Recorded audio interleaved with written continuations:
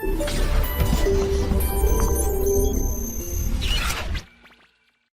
हैं प्यारे बच्चों, सेंटर ऑफ मास लेक्चर 1 आप लोगों ने देखा। ओके, प्लीज कमेंट्स और अपने फीडबैक जरूर दीजिए। आज का जो लेक्चर प्यारे बच्चों बहुत मजा आने वाला है। पहले लेक्चर का दूसरे लेक्चर से बहुत बढ़िया कनेक्शन आज हम लोग करने वाले हैं और आज आप देखेंगे कैसे वर्क एनर्जी थ्योरम और मोमेंटम कंजर्वेशन प्यारे बच्चों धमाल मचाते हैं। ठीक है, तो प्लीज पूरे लेक्चर को लास्ट तक देखिए, ध्यान से देखिए। आज हम लोग स्टडी करेंगे प्यारे बच्चों मोशन ऑफ सेंटर ऑफ मास। कल हमने इस लेक्चर में हम लोगों ने डिस्कशन किया था calculation of centre of mass के ऊपर। आज हम लोग बात करेंगे motion of centre of mass के लिए। तो प्यारे बच्चों शॉर्ट में लिखते हुए RCM is what, that is the position of centre of मास, जो हम लोगों ने लिखी थी that position of center of mass is m1 r1 plus m2 r2 dot dot dot upon total mass। आप सभी जानते हैं प्यारे बच्चों। अगर मैं इसको डिफरेंशिएट कर दूं टाइम के रेस्पेक्ट में तो मेरे पास क्या आ जाएगा, obviously distance upon time velocity, तो मेरे पास vcm आ जाता है। तो जब आप इसको डिफरेंशिएट करेंगे तो फिर यहाँ r1 का v1 आ जाएगा और r2 का v2 आ जाएगा। क्लियर है? तो यहाँ से मेरे पास vcm आ जाता है m1 v1 plus m2 v2 upon m1 plus m2 plus m3। एक बहुत इंपॉर्टेंट बात है बच्चों यहाँ पे ध्यान देने वाली है कि जो m1 v1 plus m2 v2 upon m1 plus m2 plus m3 है, चलिए आगे बताता हूँ। फिलहाल अगर मैं इसको फिर डिफरेंशिएट कर दूं तो acm आ जाएगा dvcm by dt और इसको लिख सकता हूँ m1 a1 plus m2 a2 upon m1 plus m2 plus m3। Clear है मेरे बच्चों? यहाँ पर जो vcm अगर जीरो आ जाए, क्या आ जाए vcm जीरो, तो इसका ये कभी मतलब नहीं होता, it does not implies that v1 v2 v3 are zero. v1 v2 v3 zero हो भी सकता है और v1 v2 3 जीरो नहीं भी हो सकते हैं। मतलब ऐसा नहीं है कि v1 v2 जीरो होगा तभी vcm जीरो होगा। v1 v2 के नॉन जीरो होने पर भी vcm क्या हो सकता है, जीरो। क्या कह रहे हो सर? आओ जरा इस एग्जांपल से समझते हैं। एक 2 kg का पार्टिकल 4 मीटर पर सेकंड से प्यारे बच्चों इधर जा रहा है। एक 4 kg का पार्टिकल 2 मीटर पर सेकंड से इधर जा रहा है। इसकी वेलोसिटी का साइन कैसा हुआ सर? पॉजिटिव। इसकी वेलोसिटी का साइन कैसा हुआ? नेगेटिव। क्या प्यारे बच्चों से v1 कहूं? Yes sir. क्या v1 नॉन जीरो है? Yes sir. क्या ये मेरे पास जो v2 है ये नॉन जीरो है? Yes sir. ये भी नॉन जीरो, ये भी नॉन जीरो, इसका मतलब v1 v2 जीरो नहीं। अब vcm लिखता हूं प्यारे बच्चों, तो vcm is equal to 2 into -4 m1 v1 और plus 4 into 2 upon total mass m1 plus m2। तो यहाँ से मेरे पास vcm की वैल्यू कितनी आ गई? जीरो। आप किसी को भी m1 v1 और m2 v2 ले सकते हो, उससे कोई खास फर्क नहीं पड़ रहा है। तो प्यारे बच्चों vcm कितना आ गया? जीरो। इसका मतलब सेंटर ऑफ मास रेस्ट पर है, लेकिन इसका ये बिल्कुल भी मतलब नहीं है कि v1 v2 क्या हो? जीरो हो। तो v1 v2 जीरो हो भी सकते हैं, v1 v2 जीरो नहीं भी हो सकते। क्लियर है प्यारे बच्चों? इसके बाद इसी तरह से यहाँ पे हम लोग देख रहे हैं ये acm इज इक्वल टू ये आ जाएगा। अगर acm जीरो है इसका मतलब नहीं है कि a1 a2 a3 must be zero, they may और they may not be zero.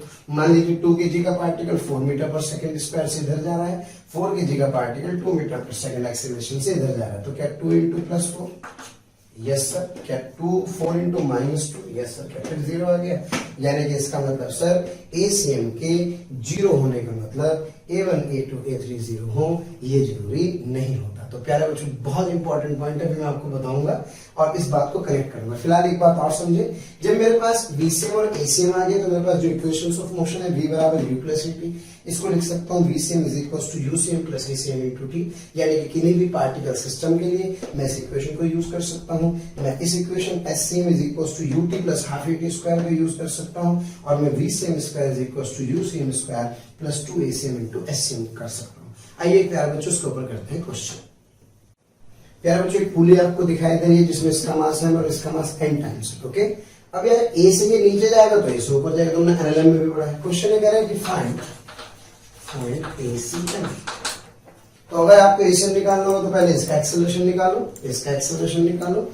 ये 1 हुआ, ये a1 हुआ, ये m2 हुआ, ये क्या हुआ a2, और इसके बाद में क्या acm को लिख सकता हूँ m1 a1 plus m2 a2 क्या अपॉन m1 प्लस m2।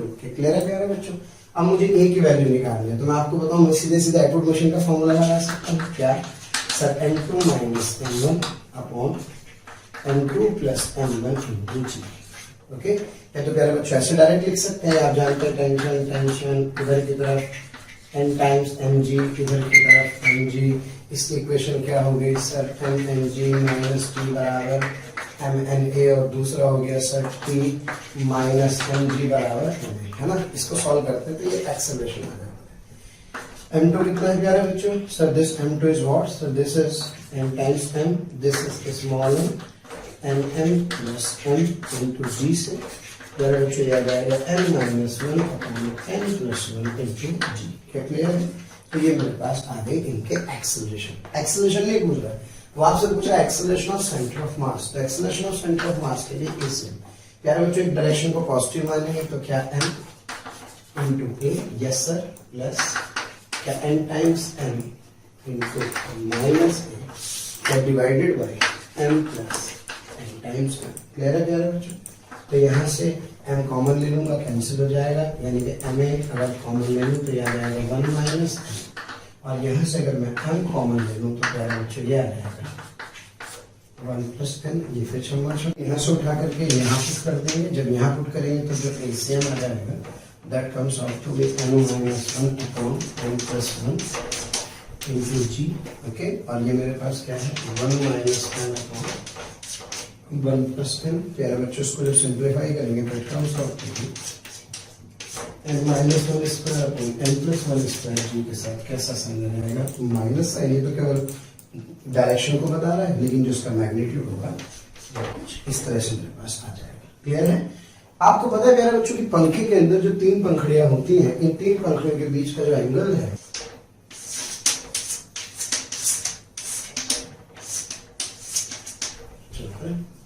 प्यारे बच्चों आप जानते हैं कि इस पंखे के अंदर जो 3 पंखड़ियां हैं, इन 3 पंखड़ियों के बीच के एंगल कितने डिग्री करते हैं 120, 120, 120 डिग्री। क्योंकि आपने जब पंखे को फैन को घूमते हुए देखा होगा तो कभी भी फैन ऐसे ऐसे मूव नहीं करता, यानी कि इसका जो सेंटर ऑफ मास है ये सीएम हमेशा क्या रहता है रेस्ट पर, यानी कि क्या इसका बीसीएम कितना है 0। जबकि आप देखिए इसका ये वाला ब्लेड इधर जा रहा है, तो ये वाला ब्लेड इधर जा रहा है, तो ये वाला ब्लेड इधर जा रहा है। तो एक्चुअल में अगर आइडेंटिकल मासेस मान लें m n m, तो किसी भी पर्टिकुलर डिस्टेंसेस वाले पार्टिकल के लिए प्यारे बच्चों आप अगर ध्यान से देखेंगे तो ये आपका mv1 वेक्टर, ये आपका mv2 वेक्टर और ये आपका mv3 वेक्टर कितने कितने डिग्री पर होते हैं 120, 120, 120 पर। तो इससे जो आपका बीसीएम है जो कि m1 v1 plus m2 v2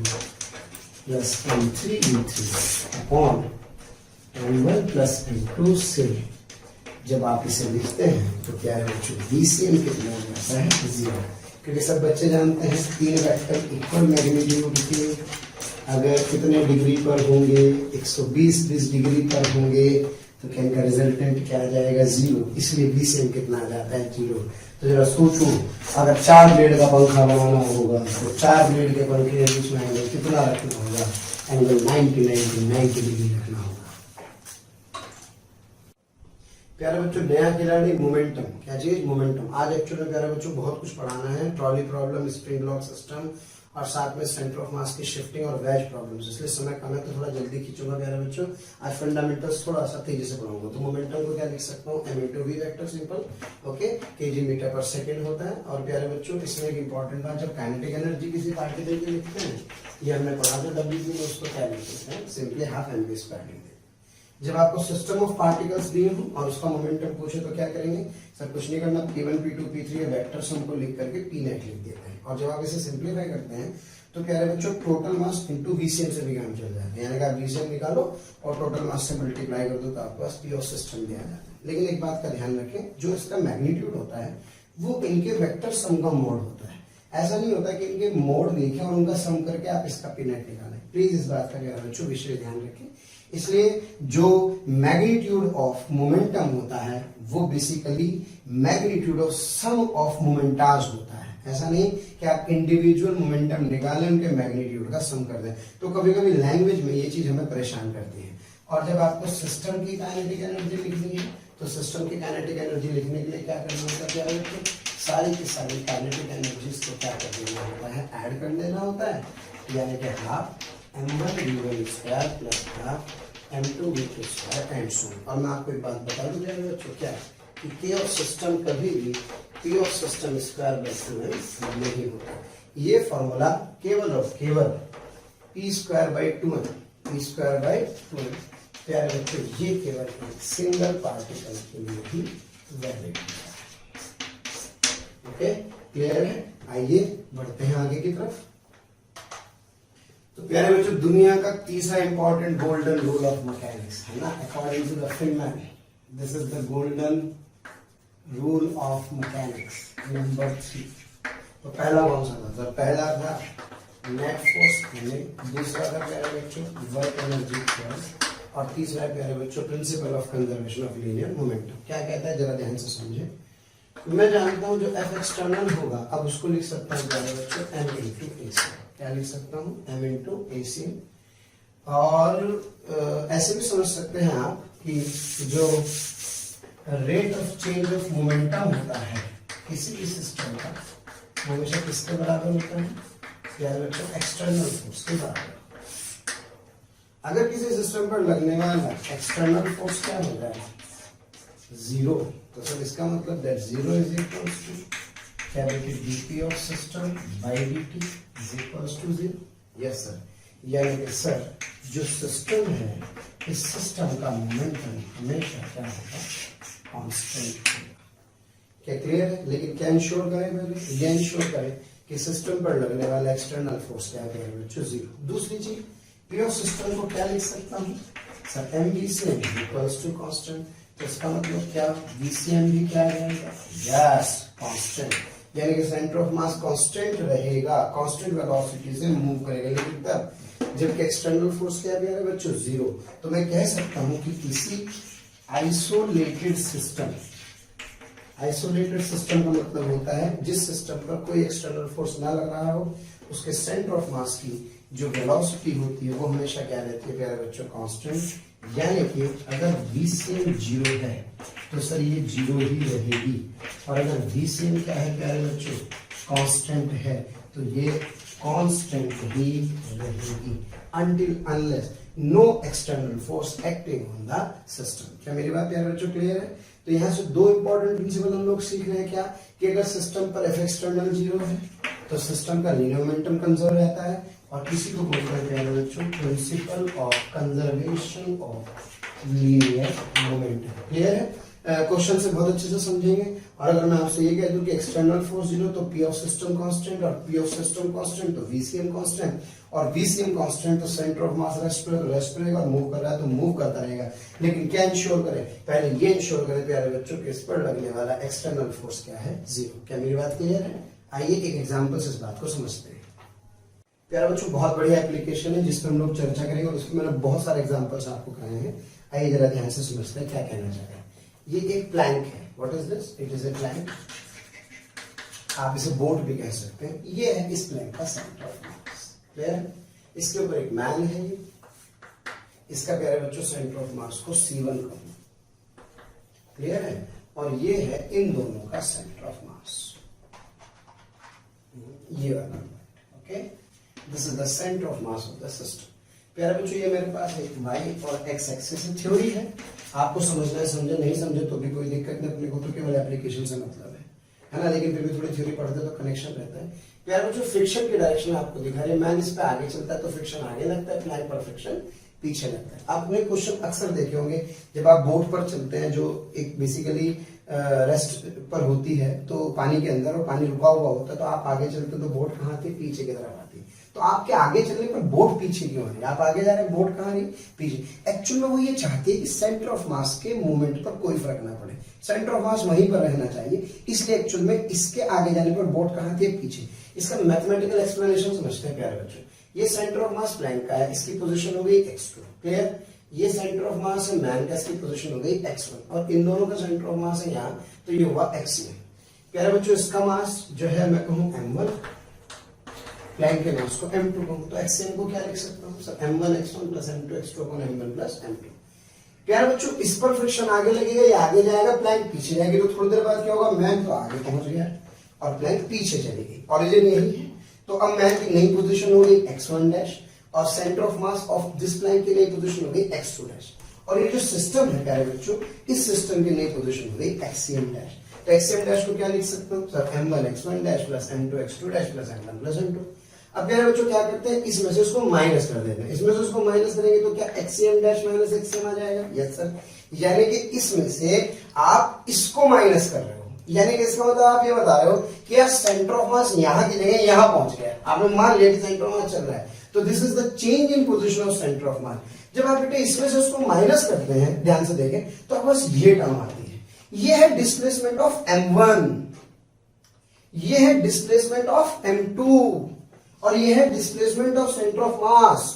system पर लगने वाला external force 0, V same constant, rest पर है तो रेस्ट पर रहेगा, ये रेस्ट पर था, ये भी रेस्ट पर था, इसका मतलब इनिशियली सेंटर ऑफ मास क्या था, रेस्ट पर, तो centre of mass will be at rest. और अगर सेंटर ऑफ मास रेस्ट पर है तो सेंटर ऑफ मास की पोजीशन में कोई चेंज नहीं होगा, यानी कि डेल्टा एक्सएम कितना होगा, 0।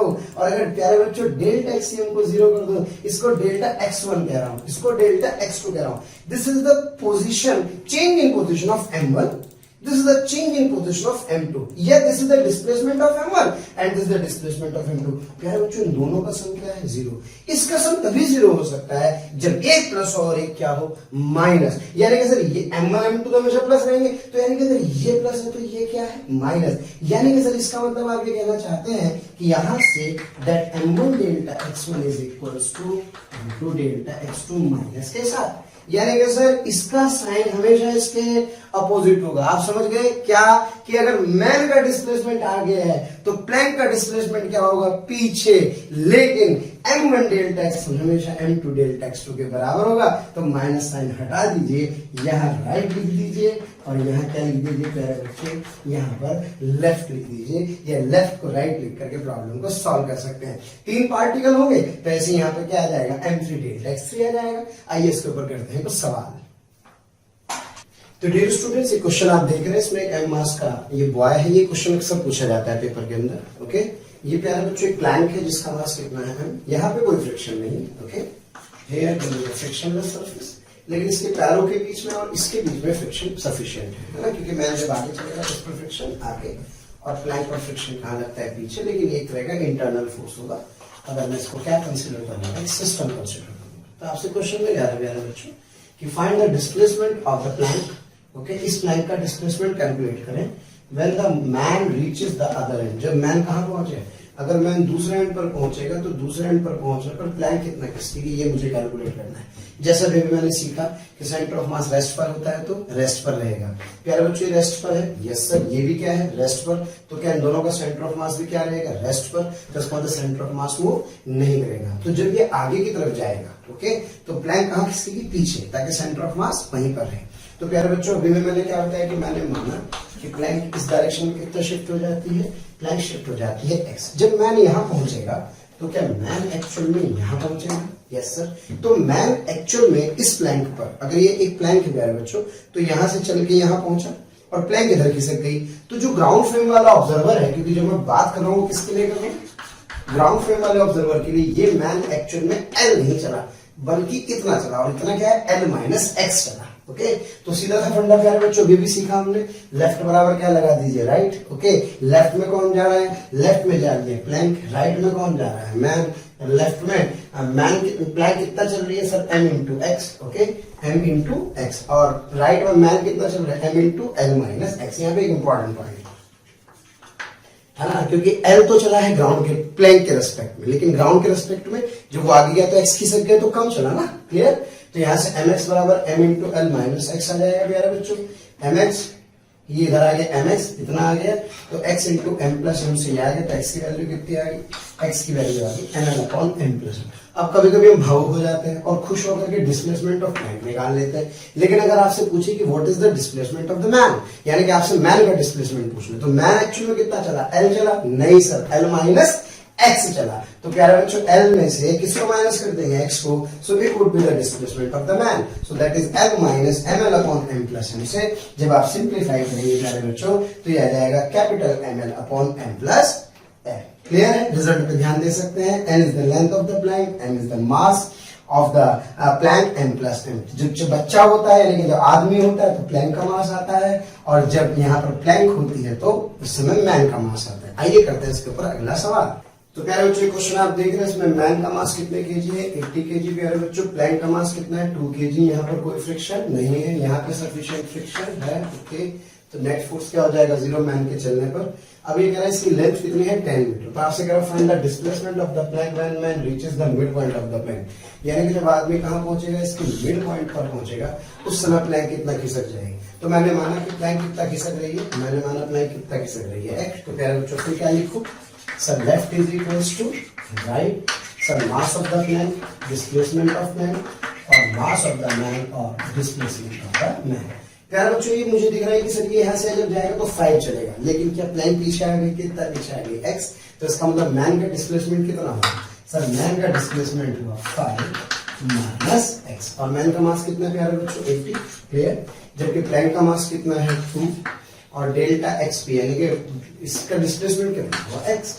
तो यहाँ से x इज इक्वल टू प्यारे बच्चों 40 इंटू 5 माइनस x, यानी कि x is equal to yes 500 ये 200 माइनस 40x, यानी कि 41x इज इक्वल टू 200। तो क्या प्यारे बच्चों this is comes out to be 200 by 41 metre.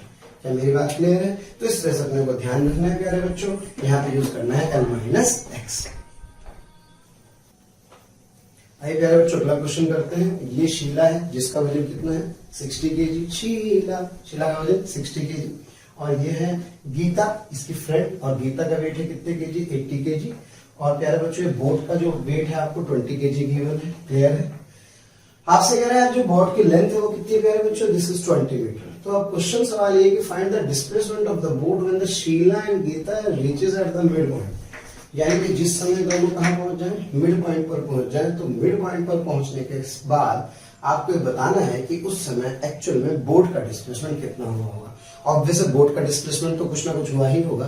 तो प्यारे बच्चों ऐसे क्वेश्चंस में क्या करते हैं, मान लेते हैं कि सपोज बोट इस तरफ कितना डिस्प्लेस हुई x, क्योंकि बोट को भी डिस्प्लेस होना होगा ताकि सेंटर ऑफ मास वहीं पर रहे। ये लेक है, ये मान लिया गया है कि यहाँ पे फ्रिक्शन कितना है प्यारे बच्चों 0। तो जरा देखिए फटाफट से, अपने को कुछ नहीं करना, अपने को लिखना है left is equals to right. जरा बताइए लेफ्ट में कौन कौन जा रहा है, सर लेफ्ट में बोट जा रही है, यानी कि sir mass of the boat, displacement of the boat, और इधर और कौन चल रहा है गीता, यानी कि mass of Geeta, displacement of Geeta. उधर की तरफ कौन जा रही है शीला, यानी कि mass of Sheela into displacement of Sheela. क्या क्लियर है प्यारे बच्चों। चलिए ध्यान से देखते हैं, मास ऑफ द बोट कितना है सर 20, ये कितना गया प्यारे बच्चों x, यानी कि दैट 20 इनटू x। अब जरा ध्यान से समझने वाली चीज, ये मुझे डेल्टा x लिखना आना चाहिए प्यारे बच्चों। जो गीता है वो एक्चुअल में इधर जा रही है, यानी कि अगर ये बोट फिक्स होती तो क्या बोट के रेस्पेक्ट में ये 10 मीटर चलेगी, यस सर। लेकिन बोट कितना खिसक गई x पे 10 चलेगी या 10 प्लस x, सही समझे यहाँ। ये एक्चुअल में अपनी समझ में तो 10 चल रही है, लेकिन जरा सोचो बोट इधर खिसक गई तो 10 प्लस x चलती है। तो यानी कि इसका मतलब गीता का वजन कितना होगा 20। प्यारे बच्चों सवाल आया हुआ है, मैं पहले आपसे बता रहा हूँ उस टॉपिक के ऊपर। 20 इंटू ये मेरे पास आ जाएगा जो बोट तो x चली, सॉरी गीता का वजन कितना है 80, और ये कितना चल रही है सर, ये चली है 10 plus x is equals to. अब बात करते हैं प्यारे बच्चों शीला का जो वजन है वो कितना है 60। अब ये भी यहाँ पहुंची, ये यहाँ पहुंची, तो क्या 10 चली, यस सर। नहीं भाई दोस्तों, किसके रिस्पेक्ट में चली, बोट के रिस्पेक्ट में। बोट कितना खिसक गई पीछे x पे, कितना चली सर, ये चली 10 माइनस एक्स, यानी कि 60 इंटू 10 माइनस एक्स। क्या क्लियर है, बस बल्ले बल्ले प्यारे बच्चों सिंप्लीफाई कर सकता हूँ। ये 2 ये 4 और ये कितना आ गया 3, तो क्या x plus 40 plus 4x is equals to प्यारे बच्चों 30 माइनस कितना आ गया 3x आ जाएगा। ये इधर आकर के 3x 4x यानी कि टोटल कितना आ गया प्यारे बच्चों, this 8x is equals to प्यारे बच्चों यहाँ आ गया -10। So that x is equals to -10 by 8, यानी कि -5/4 मीटर। क्या क्लियर है, yes sir. What is this sir, this is the displacement of the boat. प्यारे बच्चों नेगेटिव साइन क्या बता रहा है सर, नेगेटिव साइन ये बता रहा है कि एक्चुअल में बोट इधर नहीं जाएगी, बल्कि बोट किधर जाएगी, बोट इधर की तरफ क्या करेगी, मूव करेगी। तो मेरी बात क्लियर है। तो आपके पास अपने आप आंसर आ रहा है, इसलिए टेंशन लेने की जरूरत नहीं। तो एक्स की वैल्यू कितनी आएगी -5/4 मीटर आएगी। अब प्यारे बच्चों इसमें इंपॉर्टेंट क्या है, अगर आपसे पूछा बताओ डिस्प्लेसमेंट ऑफ शीला बताओ, तो बेटे डिस्प्लेसमेंट ऑफ जो शीला होगा आपने क्या लिखा था, आपने लिखा था 10 माइनस एक्स, 10 माइनस एक्स। तो जब आप इसे साइन के साथ यूज करेंगे so this will be 10, x की वैल्यू कितनी होगी -5/4 यानी कि 10 + 5/4। क्या क्लियर है? और अगर मुझसे पूछे यार डिस्प्लेसमेंट ऑफ गीता बताओ, तो डिस्प्लेसमेंट ऑफ गीता आपने क्या लिखा था सर? डिस्प्लेसमेंट ऑफ गीता लिखा था 10 + x। तो इसका मतलब the displacement of Geeta is equals to 10 + x यानी कि 10 और x की वैल्यू साइन के साथ रखे यानी कि -5/4 से तो मेरे पास सॉल्व करके इसका डिस्प्लेसमेंट आ जाएगा। तो क्लियर है? तो मुझे नहीं लगता कि कोई किसी प्रकार की दिक्कत है प्यारे बच्चों आपको इस क्वेश्चन को सॉल्व करने में। आइए बढ़ते हैं और बढ़िया सवाल करते हैं। प्यारे बच्चों बहुत बहुत शुक्रिया दिल से आप सभी लोगों का, जो आप लोगों का इतना प्यार मिला, आप लोगों के इतने व्यूज़, इतने सारे लाइक्स, इतने सारे कमेंट्स मिले। मैं ये आपको बताना चाहता हूँ कि जो डिस्क्रिप्शन में लिंक दिया है प्लीज़ वहाँ जा कर के अपना एनरोलमेंट ज़रूर सुनिश्चित करें। और प्यारे बच्चों इसके अलावा यदि आप डाउट्स का बेनिफिट उठाना चाहते हैं, आप स्टडी मटेरियल का बेनिफिट उठाना चाहते हैं तो मोशन के प्रीमियम कोर्स को ज्वाइन करें। ये कहीं ना कहीं आपके लिए बहुत बेनिफिशियल होने वाला है। मेरे बच्चों फिर एक बहुत अच्छा सवाल आपके सामने कह रहा है find the displacement of the semi circular wedge. कैसा wedge? Semi circular wedge when the ball reaches at the bottom most point. अच्छा कमाल की बात है, देयर इज नो फ्रिक्शन। तो प्यारे बच्चों पे बॉल नीचे आएगी तो नीचे आने पर ये किधर मूव कर रही है, लेफ्ट या राइट? सर ये मूव कर रही है राइट। तो क्या प्यारे बच्चों वेज थोड़ा सा किधर की तरफ शिफ्ट होगा? सर ये लिटिल बिट थोड़ा सा राइट की तरफ, लेफ्ट की तरफ शिफ्ट होगा। क्या क्लियर है? अब प्यारे बच्चों ध्यान दें इस सिस्टम के अंदर mg is the external force। तो इसका मतलब सेंटर ऑफ मास क्या y में शिफ्ट होगा? यस। लेकिन x में कोई एक्सटर्नल फोर्स नहीं है। क्लियर है मेरी बात? x में कोई एक्सटर्नल फोर्स नहीं है। जब x में कोई एक्सटर्नल फोर्स नहीं है तो इसका मतलब है डेल्टा एक्सीएल क्या होगा? 0, यानी कि सेंटर ऑफ मास में कोई शिफ्टिंग नहीं होगी। जब डेल्टा एक्सीएल क्या है प्यारे बच्चों 0, तो मैं क्या लगा सकता हूँ sir? Left is equals to right. Left में कौन आ रहा है sir? Wedge. Mass of wedge into displacement of wedge और mass of ball into displacement of ball. क्या क्लियर है? तो मास ऑफ वेज कितना प्यारे बच्चों? 4m। So that 4m। Displacement कितना माना आपने इसका x, that is equals to. अब प्यारे बच्चों मास ऑफ बॉल कितना है? स्मॉल। अब मुझे निकालना है डिस्प्लेसमेंट ऑफ बॉल। बहुत ध्यान से समझे प्यारे बच्चों, मुझे लग रहा है कि ये डिस्टेंस कितना है सर? ये डिस्टेंस 3r है। यस सर, क्योंकि ये पूरा कितना है प्यारे बच्चों? 4r। तो ये कितना हुआ? 3r। तो जब बॉल यहां से यहां आई तो एक्चुअल में वेज के रिस्पेक्ट में कितना आई सर? 3r आई। लेकिन क्या वेज इधर खिसक गया? कितना? x। तो जब ये x इधर खिंचा तो 3r या 3r माइनस x। ध्यान से समझना बेटे, ये नीचे आई, ये 3r चला, लेकिन जरा सोचो कि पूरा सिस्टम आगे जा रहा है। यस सर, तो ये 3r नहीं बल्कि ये चला है 3r माइनस x। क्लियर है? छम्मा हो गया प्यारे बच्चों। तो क्या 4x इज इक्वल्स टू क्या 3r माइनस x हो जाएगा? Yes sir. तो क्या 5x is equals to 3r आ जाएगा? तो क्या x की वैल्यू क्या है बच्चों? 3r/5 आ जाएगी। Yes sir. तो अगर मुझसे पूछे कि what is the displacement of the wedge, तो I will say that it would be 3r/5। प्यारे बच्चों समझ में आ रहा होगा। आइए बढ़ते हैं, करते हैं अगला सवाल। अभी और प्रैक्टिस करेंगे। पूरे लेक्चर को पूरा देखिए, आज मजा आने वाला है। स्प्रिंग फोर्स वाले सारे डाउट क्लियर होंगे, वेज वाले सारे डाउट क्लियर होंगे, सेंटर ऑफ मास के ऐसे प्रॉब्लम मैं आपको आज कराने वाला हूं जो 0 से लेकर के आपको हीरो लेवल तक जाएंगे और आपके फंडामेंटल्स को बहुत बढ़िया कर देंगे।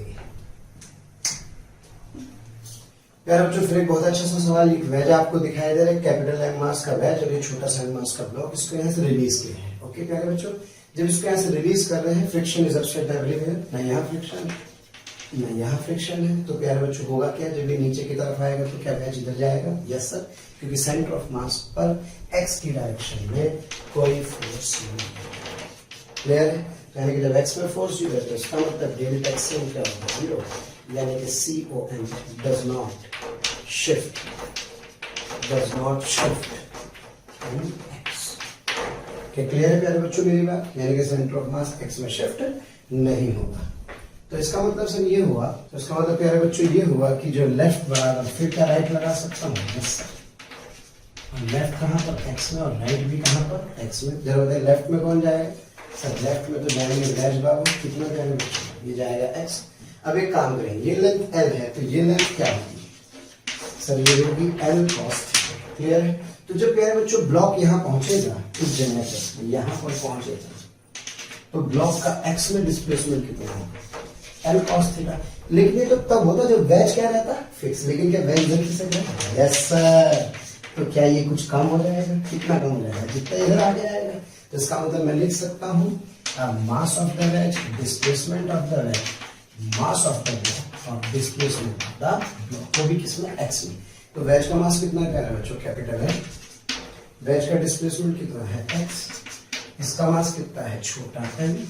और ये कितना क्या है बच्चों, L cos theta x. Clear है।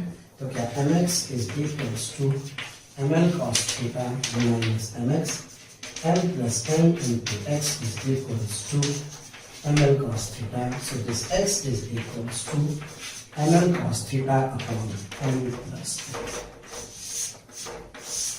आशा करता हूँ प्यारे बच्चों समझ में आया होगा। ये डिस्प्लेसमेंट किसका है प्यारे बच्चों, ये डिस्प्लेसमेंट तो किसका है, वेज का। अगर आपसे ब्लॉक का डिस्प्लेसमेंट पूछ ले तो सर ब्लॉक का डिस्प्लेसमेंट होगा that displacement of the block is simply L cos theta minus x. तो L cos theta minus x करेंगे तो मेरे पास किसका डिस्प्लेसमेंट आ जाएगा, मेरे पास डिस्प्लेसमेंट आ जाएगा ब्लॉक का। आइए एक और सवाल करते हैं इसके ऊपर। प्यारे बच्चों एक रिंग है जिसका मास स्मॉल एम है, ये एक ब्लॉक है जिसका मास कैपिटल है। Mass of the block is capital M and mass of the ring is small M. Okay, length of the string is M. तो आपसे पूछा है find the displacement of ring at the string when string becomes vertical।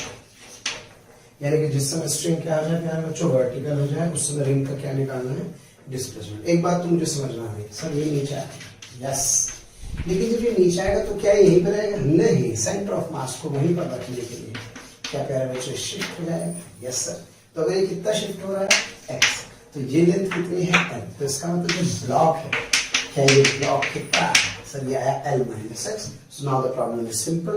क्या प्यारे बच्चों लिख सकता हूँ, left is equals to right. प्यारे बच्चों डर खत्म कीजिए, फील्ड्स कभी भारी नहीं होती। मैं आपको बार बार एक ही बात कहना चाहता हूँ, अगर ये लेटर्स आपको दिखाई दे रही है, अगर ये लेटर्स कनेक्टेड है तो मुझे लगता नहीं कोई प्रॉब्लम है। लेकिन जरा सोचिए अगर ये लेटर्स यहाँ से गैप करते तो क्या प्रॉब्लम टफ हो जाती है। Same concept is for physics. अगर आप सारे लेक्चर को देखेंगे, कनेक्ट करेंगे, एक भी कंसेप्ट को मिस नहीं करेंगे, तो आप देखेंगे कि आप कितना बढ़िया सीख रहे हैं प्यारे बच्चों। खैर लेफ्ट इज इक्वल्स टू क्या हुआ, राइट। अब जरा सोचिए लेफ्ट में कौन जा रहा है, सर लेफ्ट में इस बार ब्लॉक जा रहा है, कितना, एल माइनस एक्स। तो m into L minus x. Clear है। तो ये कहाँ जा रहा है, राइट में, यानी कि स्मॉल m इंटू एक्स। तो क्या करेंगे बच्चों, M L minus M x is equals to M X. तो क्या M L is equals to M plus M into X. So this x is equals to M L upon M plus. तो प्यारे बच्चों ये मेरे पास shifting आ गई, ये किसकी, रिंग की। मैं चाहूं तो इस बॉडी की भी शिफ्टिंग निकाल सकता हूं।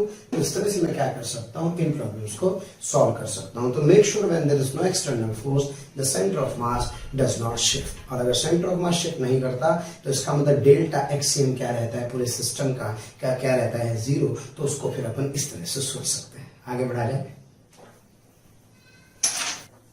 तो प्यारे बच्चों करते हैं बहुत बढ़िया सवाल आपके सामने। आज मैं आपको मोमेंटम और एनर्जी का कॉम्बिनेशन बताने वाला हूँ प्यारे बच्चों, है ना। डब्ल्यूपी का लेक्चर जरूर देखें, मैं आपसे बताऊं, क्योंकि अगर हमें वर्क एनर्जी थ्योरम नहीं आती तो प्लीज ध्यान रखिए, इसको चैप्टर को पढ़ना बिल्कुल बेमानी होगा। और मैं एनर्जी कंजर्वेशन कहीं नहीं लगाऊंगा, क्योंकि मैंने एनर्जी कंजर्वेशन नहीं पढ़ा करके वर्क एनर्जी थ्योरम से पढ़ा है। तो मैं वर्क एनर्जी थ्योरम से प्यारे बच्चों इस पूरे के पूरे चैप्टर को कवर करने वाला हूँ। क्लियर है। खैर मैंने जो भी कहा कोई बात नहीं समझना है तो आगे बढ़ते हैं। ये प्यारे बच्चों एम मास का एक ब्लॉक है जिसको रेस्ट से रिलीज किया है। क्या क्लियर है। ये एक वेज जिसका मास कैपिटल एम है। तो प्यारे बच्चों जब मैं इस ब्लॉक को यहाँ से क्या करता हूँ, रिलीज करता हूँ, तो जिस समय ये इस जगह पर होता है उस जगह पर ये नॉर्मल रिएक्शन वेज पर रिजल्ट लगाता है, जबकि वेज इस पर नॉर्मल रिजल्ट लगाता है। तो नॉर्मल का एक कंपोनेंट क्या करता है, वेज को उधर की तरफ चलाता है। लेकिन इस सिस्टम की अगर मैं बात करूं तो इस सिस्टम पर नॉर्मल क्या हो जाएगा, कैंसिल हो जाएगा। प्यारे बच्चों mg इस सिस्टम पर एक एक्सटर्नल फोर्स है, यानी कि F external is only along y direction. लेकिन अगर मैं बात करूं तो f में कोई एक्सटर्नल फोर्स नहीं है। दुनिया की कमाल की दो इक्वेशन, एक एनर्जी और एक लीनियर मोमेंटम कंजर्वेशन लगा सकता हूं। तो प्यारे बच्चों, मैंने माना कि जब ये ब्लॉक यहाँ पहुंचा तो उस समय इसकी स्पीड कितनी है v1 और इसकी स्पीड प्यारे बच्चों कितनी है v2। ऑब्जर्वर कहां पर है? ग्राउंड पर, यानी कि मैं स्पीड किसकी फ्रेम में लिख रहा हूँ?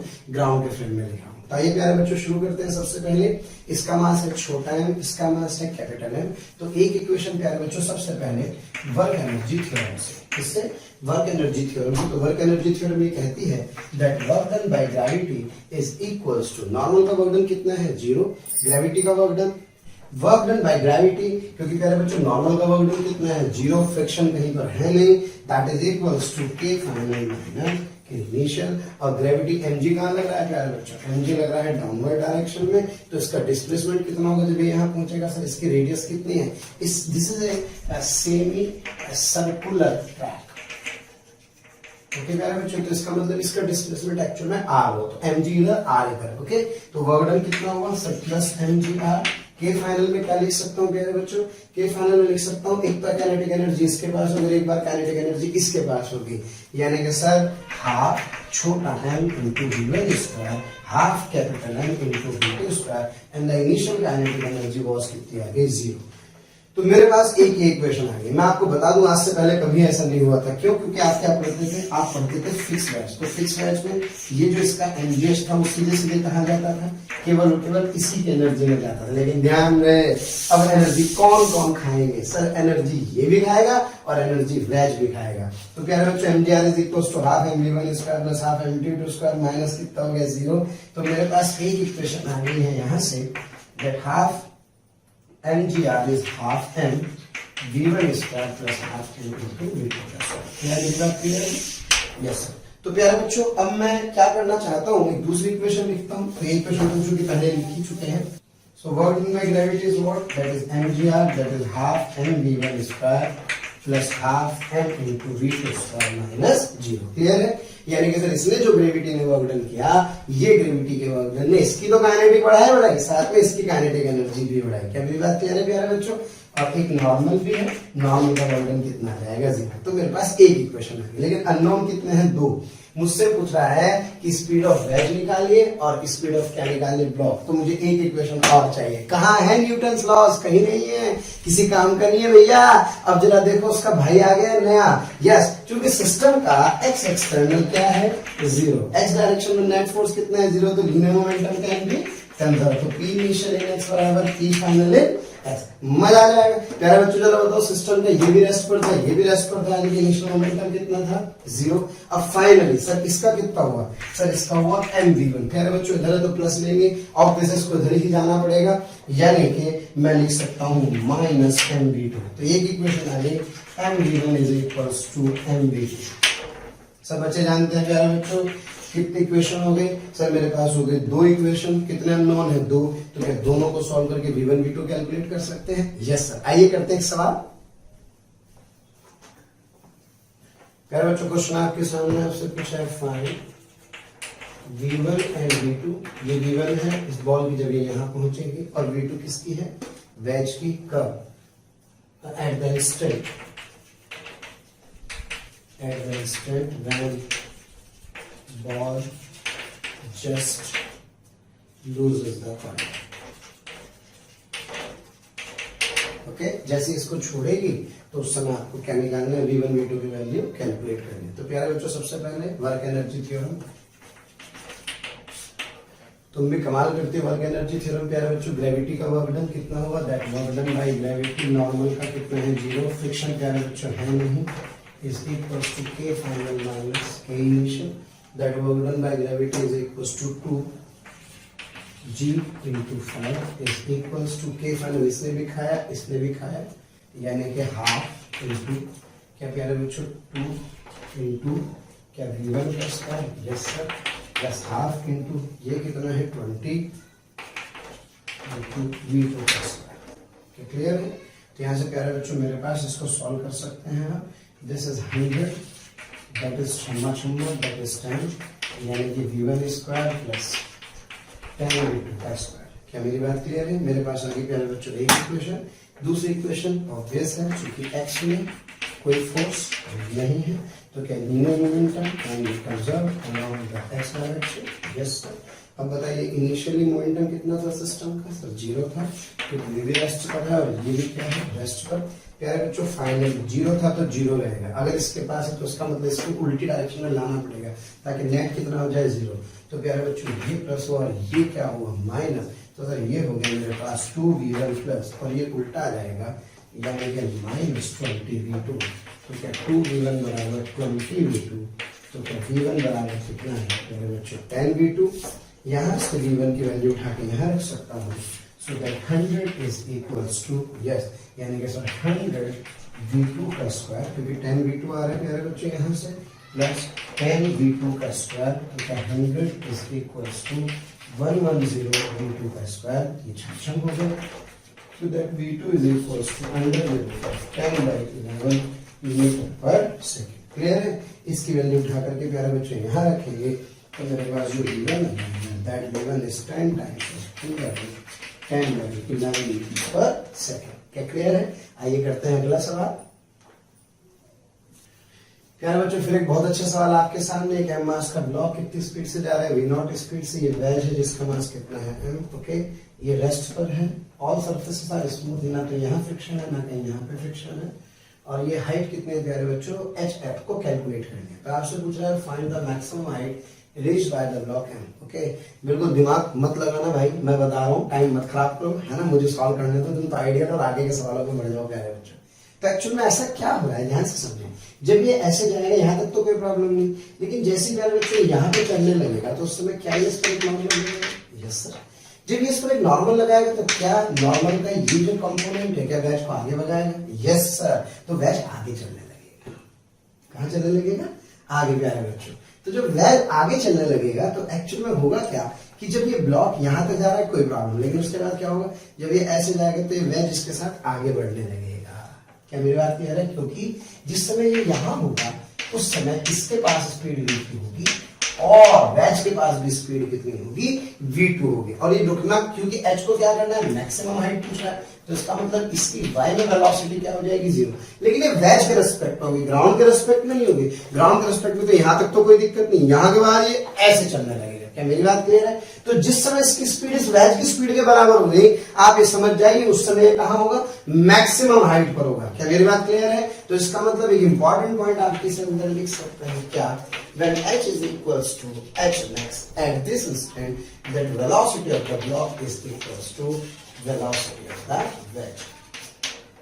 क्या प्यारे बच्चों मेरी बात क्लियर है? तो मुझे क्या निकालना है, h निकालना है, ऑब्वियसली v2 भी मैं निकालूंगा ही, तो मेरे पास दो अननोन हो गए v2 और h।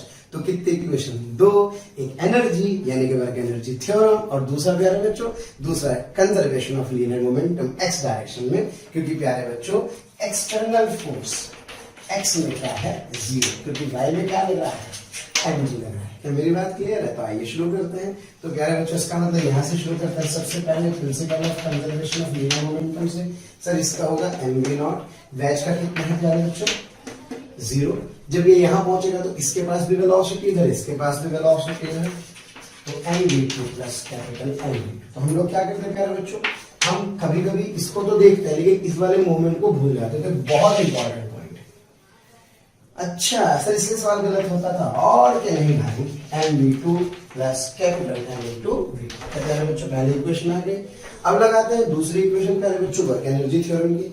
इसके पास एक इनिशियल काइनेटिक एनर्जी है हाफ mv0 का स्क्वायर, ये सिस्टम के पास फाइनल काइनेटिक एनर्जी है, और क्या ग्रेविटी का वर्क डन हुआ, यस सर, हाइट ऊपर mg नीचे, तो क्या work done by gravity is equals to k final minus k initial. तो प्यारे बच्चों work done by gravity work minus small mgh, okay, is equals to k final sir half m v2 square plus half capital m into v2 square.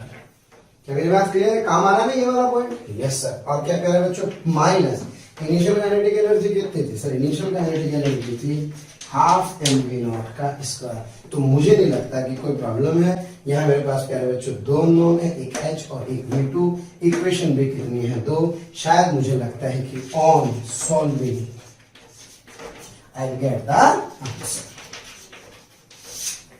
क्या मेरी बात clear है? तो ऐसे solve कर सकते हैं, समझ सकते हैं। कुछ बच्चे वर्क एनर्जी थ्योरम में लगा करके सारे एनर्जी कंजर्वेशन भी लगा सकते हैं। कैसे कैसे लगाते हैं एनर्जी कंजर्वेशन?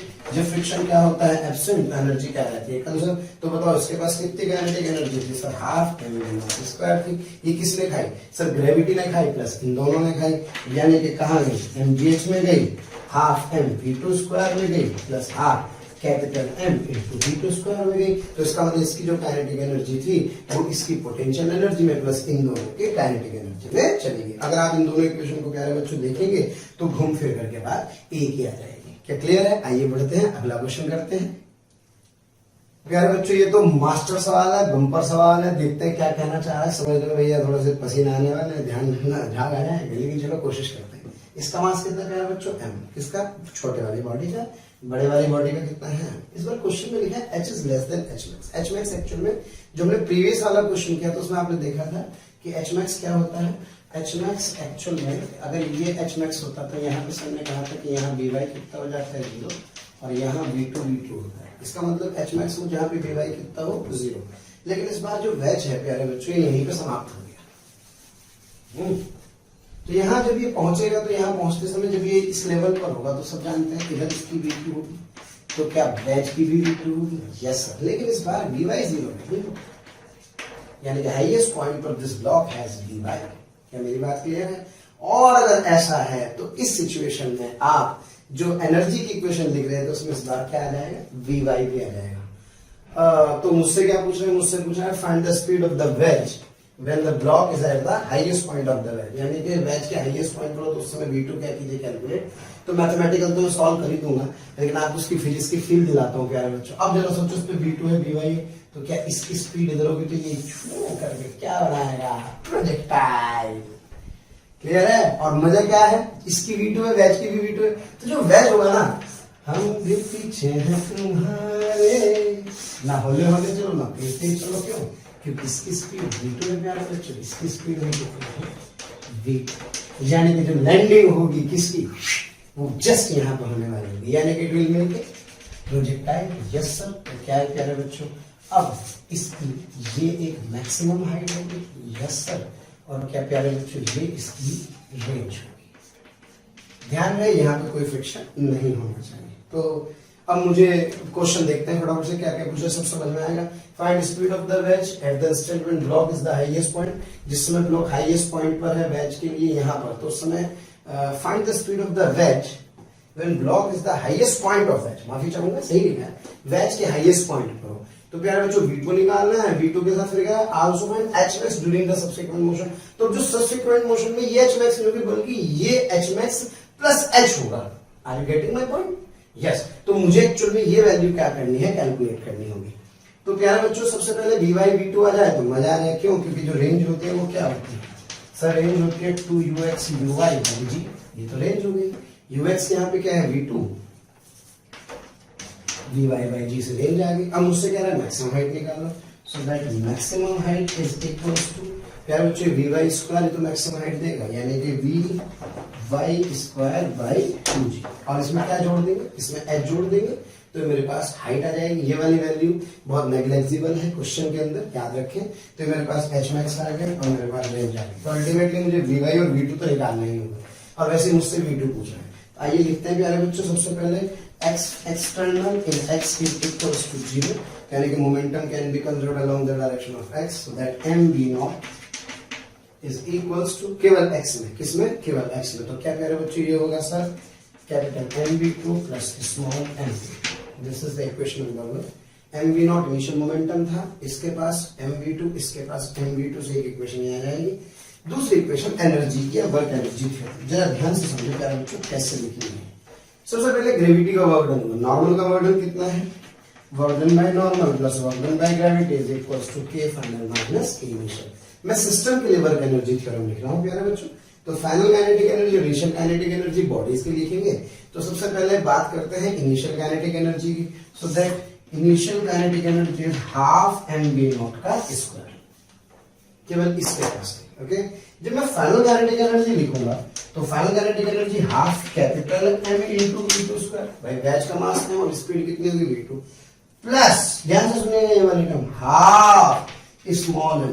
प्यारे बच्चों जो इसकी स्पीड है ना वो एक्चुअल में under the root of v2 square plus vy का स्क्वायर है, यानी कि small m into v2 square plus vy के स्क्वायर का अंडर रूट, तो रूट हट जाएगा, तो ये बस फाइनल काइनेटिक एनर्जी आएगी। बस वर्क डन नॉर्मल कितना है 0, वर्क डन बाय ग्रेविटी प्यारे बच्चों माइनस mgh, तो minus mgh is equals to sir capital half into m into v2 square प्यारे बच्चों plus half small m into v2 square plus vy का square और minus half m v0 का square. बिल्कुल मत डरिए, जनरल क्वेश्चन है इसलिए भारी लग रहा है। अगर आपको डेटा दिया हो तो मुझे नहीं लगता कि इस प्रॉब्लम को सॉल्व करना आपके लिए कोई बहुत बड़ा काम है। तो आशा करता हूँ प्यारे बच्चों समझ में आ रहा होगा।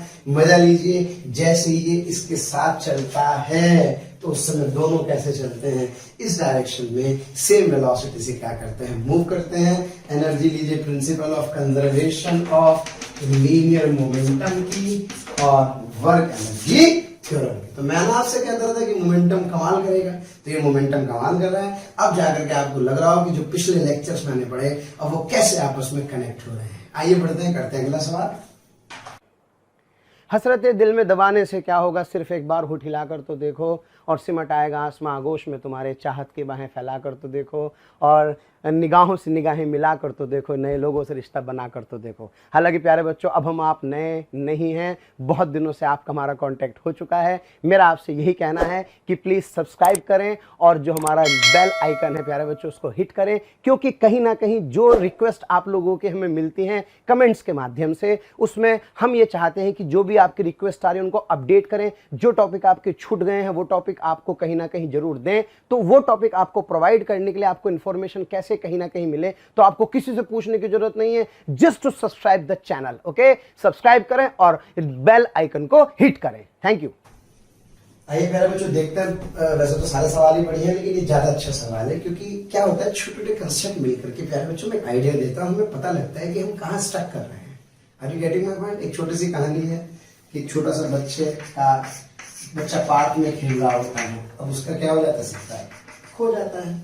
अब सिक्का खो जाता है तो बेसिकली अंधेरा हो रहा होता है, तो वो क्या करता है, फिर यहाँ जाकर के खड़ा होता है, कहाँ, इस हेडलाइट के नीचे, और अपने सिक्के को यहाँ ढूंढ रहा होता है। अब यार यहाँ लाइट जल रही है तो उसके नीचे सिक्का थोड़ी होगा, ये तो सोचने वाली बात है ना, सिक्का तो वही होगा ना जहाँ वो गिरा है। लेकिन हम कभी कभी क्या करते हैं, गलत गलत चीजों को अप्लाई करके सोचते हैं यार यहाँ मुझे मिलना चाहिए, तो ये हमारी बेसिकली क्या होती है, सोच होती है। एक छोटी सी बात मैंने आपसे कही, तो मेरे कहने का मतलब केवल इतना सा है, कुछ हल्का नहीं होता, कुछ भारी नहीं होता, इंपॉर्टेंट होता है प्यारे बच्चों कनेक्टिविटी। क्या होती है, कनेक्टिविटी। आइए कनेक्ट होते हैं, इस क्वेश्चन को समझते हैं। ये क्वेश्चन में यहाँ पे फ्री टू मूव लिखा हुआ है, अब तक आपने ऐसा कोई क्वेश्चन नहीं किया। मैं आपको बता दूं, अगर ये एक बॉक्स जिसका मास m है और ये फिक्स था, जैसे आप पेंडुलम पढ़ते थे, तो मैं आपको बता दूं प्यारे बच्चों ये वाला एंगल कितना था, छोटा, और आपने इसको कहां से रिलीज किया है, इससे तो आपसे पूछते थे जब ये यहाँ पहुंचेगा तो क्या निकालो, इसकी स्पीड निकालो। बहुत आसान सा सवाल है। ये L है, सब बच्चे जानते हैं, ये L cos थीटा है, ये भी कितना है, ये L है तो ये कितना है, L minus L cos theta. तो आप इसकी इक्वेशन क्या लिखते थे पहले बच्चों, आप इसकी इक्वेशन लिखा करते हैं, इसकी इक्वेशन लिखते हैं आपकी कि work done by gravity is equals to change in kinetic energy half mv square, और work done by gravity mgl 1 minus cos theta is equals to half mv square, और सॉल्व करके आपको आंसर भी याद होगा 2gl 1 माइनस cos थीटा। मतलब कितनी बार ये रिजल्ट आप यूज करेंगे मैं आपको बता नहीं सकता। तो आप ऐसे स्पीड निकाल दें, लेकिन एक तब था जबकि ये वाला पॉइंट क्या था, फिक्स। इस बार एक्चुअल में ऐसा नहीं है, इस बार ये वाला पॉइंट भी क्या कर रहा है, मूव कर रहा है। तो अगर ऐसी कोई सिचुएशन है जिसमें ये वाला पॉइंट भी मूव कर रहा है, तो थोड़ा सा प्यारे बच्चों दिमाग रखें, थोड़ा सा ध्यान दें कि जब मैं इस प्रॉब्लम को सॉल्व करूंगा तो जब ये नीचे आएगा तो इसके नीचे जाने से एक्चुअली ये भी आ जाएगा, यानी कि जिस समय नीचे आने पर इसकी स्पीड अगर v1 होगी तो इसके पास भी क्या होगी, एक स्पीड क्या होगी, v2 होगी। क्या you getting my point? Yes sir. तो इसका मतलब ये हुआ प्यारे बच्चों, केवल एनर्जी जिसकी ग्रेविटेशनल का वर्क डन है वो केवल इसी की काइनेटिक एनर्जी नहीं बढ़ाएगा बल्कि इसकी काइनेटिक एनर्जी भी बढ़ाएगा। क्या मेरी बात क्लियर है? तो प्यारे बच्चों सबसे पहले लिखते हैं work energy theorem. So that work energy theorem states that yes that work done by gravity is equals to k final minus K initial, यानी बच्चों टेंशन का वर्क डन इंटरनल लिखने की जरूरत नहीं है, तो work done by gravity is minus mgl 1 minus cos theta, क्योंकि मैं जानता हूँ ये लेंथ कितनी होगी, ये लेंथ होगी L into 1 minus cos theta. mg कहाँ लग रहा है प्यारे बच्चों, नीचे की तरफ, डिस्प्लेसमेंट कहाँ लग रहा है, नीचे की तरफ। अब कह रहे हैं सर आपने माइनस साइन क्यों लगाया, इसलिए ताकि आपको अचंभित कर सकूं, क्योंकि गलती पे आदमी का ध्यान जाता है। इज इक्वल्स टू के फाइनल। प्यारे बच्चों रेस्ट को रिलीज किया था, क्योंकि ये भी इनिशियली क्या था, रेस्ट पर था, तो इनिशियल काइनेटिक एनर्जी हो गई 0। अब बची कौन सी, के फाइनल। सो दैट के final is not of mv1 square but also of half capital M into v2 square. क्या मेरी बात क्लियर है? तो ये प्यारे बच्चों मेरे पास एक इक्वेशन होगी। दूसरी इक्वेशन ऑब्वियस है, एफ एक्सटर्नल सिस्टम पर x में क्या है, 0।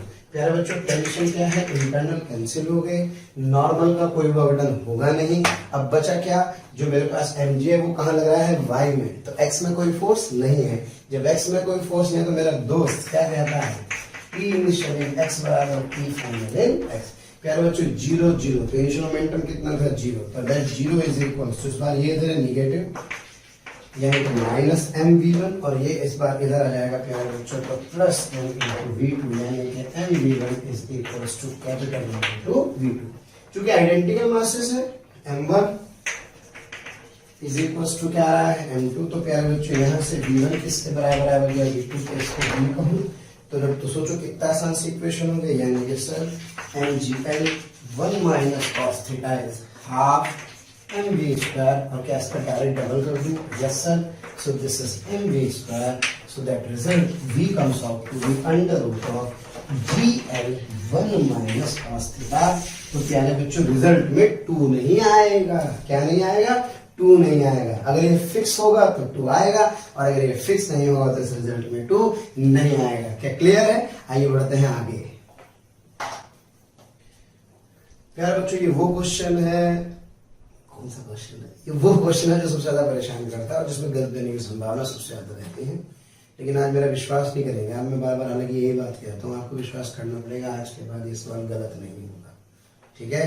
तो आइए कोशिश करते हैं, मैं इसके 3 से 4 बड़े सवाल आपको कराऊंगा।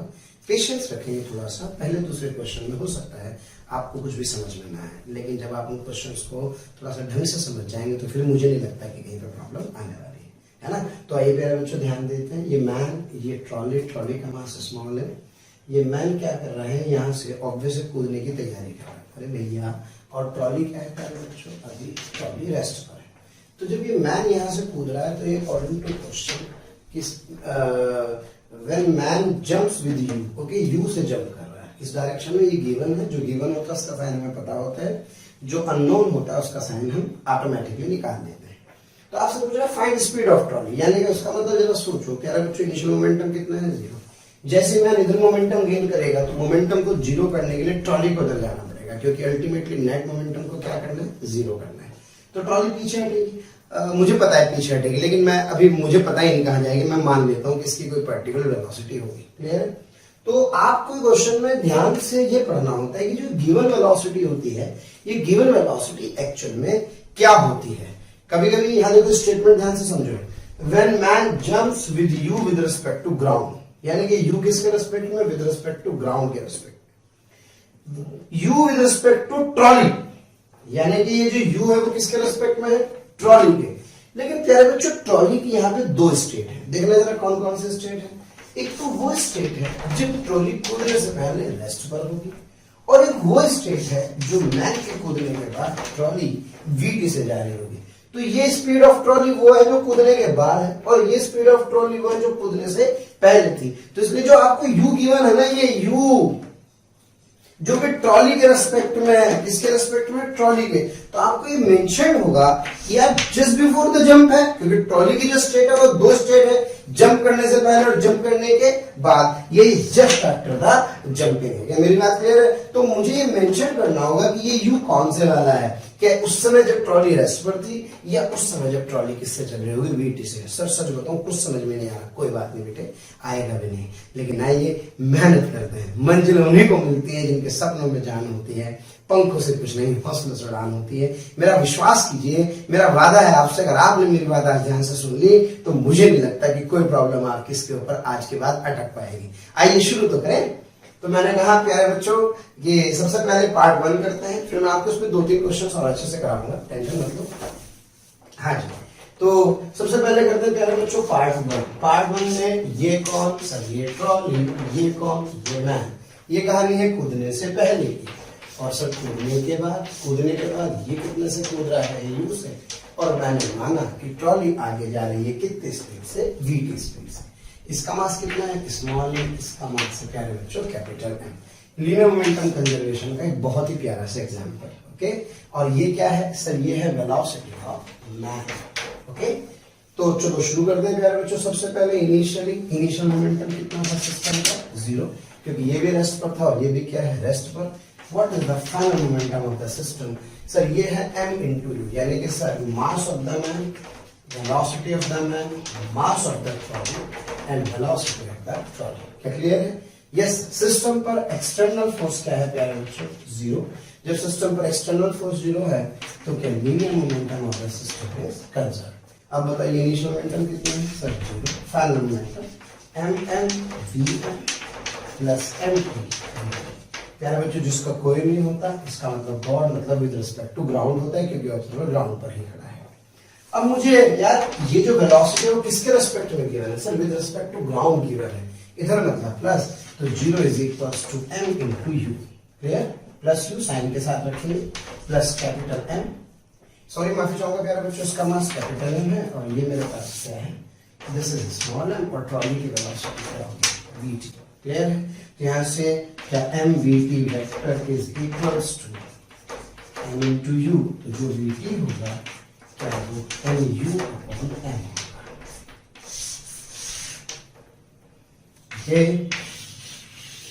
माइनस साइन क्या बताता है, ये बता रहा है कि vt की डायरेक्शन u के अपोजिट है। इसका मतलब ट्रॉली किधर मुंह मार रही होगी, ट्रॉली इधर मुंह मार रही है, कितनी स्पीड से, sir capital M upon small m, यानी कि कैपिटल M किसका मास है प्यारे बच्चों, capital M is the mass of the man, okay, and small m is the mass of the trolley. क्या मेरी बात क्लियर है? तो इस तरह से मैं क्या कर सकता हूँ, ट्रॉली की स्पीड कैलकुलेट कर सकता हूँ। तो इसलिए क्वेश्चन को ध्यान से देखें, ये पढ़ें कि किसके रिस्पेक्ट में आपको वेलोसिटी गिवन होगी। आइए प्यारे बच्चों इसका करते हैं सेकंड पार्ट। तो प्यारे बच्चों इसके सेकंड पार्ट की बात करते हैं। इस बार आपसे कह रहा है यार u with respect to trolley, but इस बार जस्ट बिफोर द जंपिंग है, यानी कि आप ये कहना चाह रहे हैं कि जो ये मैन की जो स्पीड है u जो है u, that u is actually velocity of man with respect to trolley, आपको इसका u गिवन है, ये आपको गिवन है, क्लियर है प्यारे बच्चों। तो जब with respect to trolley given है, मैं आपको बता दूं रिलेटिव मोशन में एक फार्मूला पढ़ा था, VAB is equals to VA minus V, क्या क्लियर है। तो यहाँ से मैं VA निकाल सकता हूँ, मैं यहाँ से VB निकाल सकता हूँ। चलिए बात की बात है, फिलहाल शुरू करते हैं। सबसे पहले इनिशियल मोमेंटम कितना है, 0, क्योंकि सर इसका मोमेंटम कितना है, 0। बेटे बहुत पेशेंस चाहिए इसको समझने के लिए, तुमसे ज्यादा पेशेंस मैं रख रहा हूँ, मैं आपको पहले बता दूं क्रैश कोर्स के लिए। चलो पी फाइनल लिखना चाहता हूँ, पी फाइनल में क्या लिखेंगे sir, mass of the trolley, velocity of the trolley और mass of the velocity of the, ये लिखेंगे प्यारे बच्चों। अब इनिशियल बराबर फाइनल, यानी कि that 0 is equals to mass of the trolley, velocity of the trolley plus mass of the man into velocity of the man। अब एक्चुअली प्यारे बच्चों ध्यान से समझे, ये जो वेलोसिटी ऑफ मैन है ये एक्चुअली किसके रिस्पेक्ट में है, ये विद रिस्पेक्ट टू ग्राउंड है, लेकिन मुझे गिवन है इस बार VMT। ध्यान देना, दिया ये है, चाहिए ये, तो क्या इसको इसमें कन्वर्ट कर लेंगे, यस सर। क्या बेटे VMT को लिख सकता हूँ VM minus VT, yes sir. तो मुझे VM चाहिए प्यारे बच्चों, तो क्या this VM is equals to VMT plus VT, yes sir. अब बताओ बेटे ये बिफोर द जंप है या आफ्टर द जंप है, सर ये बिफोर द जंपिंग स्टेट है। बिफोर द जंपिंग में क्या कूदने से पहले ट्रॉली की स्टेट क्या प्यारे बच्चों रेस्ट पर थी। Yes sir. तो इसका मतलब ये वाले जो टर्म है ये क्या होंगे 0 और वीएमटी कितना गिवन है मुझे सर वीएमटी गिवन है u वो भी इधर मतलब प्लस u को। तो इसका मतलब सर दिस वीएमटी यानी this VM is what this is v यहां पुट कर दीजिए 0 is equals to capital N into VT. ये वीटी कौन सी है जब वो ऑब्वियसली जिससे पीछे आगे जाएगा प्लस स्मॉल m। ये भगवान मुझे पेशेंस दो ताकि मैं तुम्हें ये समझा सकूं। मेरा हाथ बहुत तेज चल रहा है लेकिन मैं फिर भी कोशिश करता हूँ। तो प्यारा बच्चों MU आ गया तो यहाँ से रिजल्ट वही आ जाएगा जो पहले आया था क्या that is minus MU upon capital. Clear है। अभी हो सकता है थोड़ा कम समझ में आया हो क्योंकि मैं आपसे पहले ही बता रहा हूँ लेकिन आप इसे 2-3 बार समझेंगे तो आपको बहुत अच्छे से समझ में आएगा। आइए प्यारे बच्चों अब जो तीसरे वाले पार्ट को करेंगे तो तीसरे वाले पार्ट से ये ज्यादा बेहतर समझ में आएगा। नहीं आएगा तो याद कर लेंगे कौन सा कोई दिक्कत आ रही है अपने को तो सवाल करने से मतलब है। प्यारे बच्चों केस थर्ड लिखते हैं। सबसे पहले इनिशियल मोमेंटम सर 0। प्यारे बच्चों final momentum sir mass of trolley velocity of trolley plus mass of man in velocity of man. इस बार क्या गिवन है इस बार फिर आपको u गिवन है किसके रेस्पेक्ट में विद रिस्पेक्ट टू ट्रॉली लेकिन इस बार स्टेट कौन सी है just after the jump just after the jump. और आफ्टर द जंप क्या है प्यारे बच्चों आफ्टर द जंप जो ट्रॉली है वो कितनी स्पीड से जा रही है u से। और इस बार vmt u आपको गिवन है तो क्या लिखूं sir 0 is equals to mtvt plus m clear है। इस पे तो कोई फर्क नहीं पड़ता क्योंकि ट्रॉली की जो स्पीड है वो तो यही रहेगा वाली। तो 0 इज इक्वल्स टू mt क्या है प्यारे बच्चों small m into t vt okay plus capital M। अब vm दिया क्या है मुझे दिया है vmt। यहाँ पे थोड़ा ब्रेक लेते हैं लेकिन क्या vm को लिख सकता हूँ vmt plus vt। Yes sir. कैसे पता क्योंकि मैं जानता हूँ vmt बराबर vm माइनस vt। तो यहाँ से प्यारे बच्चों आज सारे क्रैश कोर्स के पैसे एक शॉर्ट में वसूल है ध्यान रखिएगा। तो यहाँ से क्या जो वीएम होगा क्या वो वीएमटी प्लस वीटी और क्या इसको मैंने यहाँ रख दिया। अब प्यारे बच्चों ध्यान से समझने वाली बात क्या है यहाँ से समझने वाली बात ये है कि 0 is equal to m into VT vector. अब प्यारे बच्चों ये जो वीटी है ध्यान देना ये अकॉर्डिंग टू द क्वेश्चन ये VMT U गिवन है आपको yes just after the jump है जस्ट आफ्टर द जंप। तो आफ्टर द जंप का मतलब तो ये वाला VT सेम होगा क्योंकि कूदने के बाद तो ये वाली वेलोसिटी सेम ही है। अगर ये कूदने से पहले कहता तो यहाँ 0 आ जाता पिछले क्वेश्चन की तरह लेकिन इस बार यहाँ VT रहेगा तो हो गया काम यानी कि प्लस कैपिटल M। ये कितना है U ये कितना है VT तो क्या M VT is equals to MU plus capital M। क्या प्यारे बच्चों क्लियर है। ये इधर चला जाएगा जब ये इधर चला जाएगा तो इसके इधर आने पर ये मेरे पास है capital MVT sorry minus MVT is equals to capital MU। ये स्मॉल m है तो यहां से प्यारे बच्चों उधर VT कॉमन आ गया तो VT M plus capital M is equals to MU। तो जो VT होगा क्या वो capital M upon M plus M भाई रट लो अगर आफ्टर हो तो M प्लस M आता है बिफोर हो तो केवल छोटा m आता है। क्लियर है। और ग्राउंड के रेस्पेक्ट में हो तो भी स्मॉल m ही आता है। अब तो क्वेश्चन तो पहचान लोगे ना भाई बाकी तो ठीक है होता रहेगा। तो इस तरह से मैं क्या कर सकता हूँ तो इस क्वेश्चन को सॉल्व कर सकता हूँ। आइए मेरे बच्चों क्वेश्चन करते हैं शायद हो सकता है उससे मेरी बात आपको समझ में आ जाए।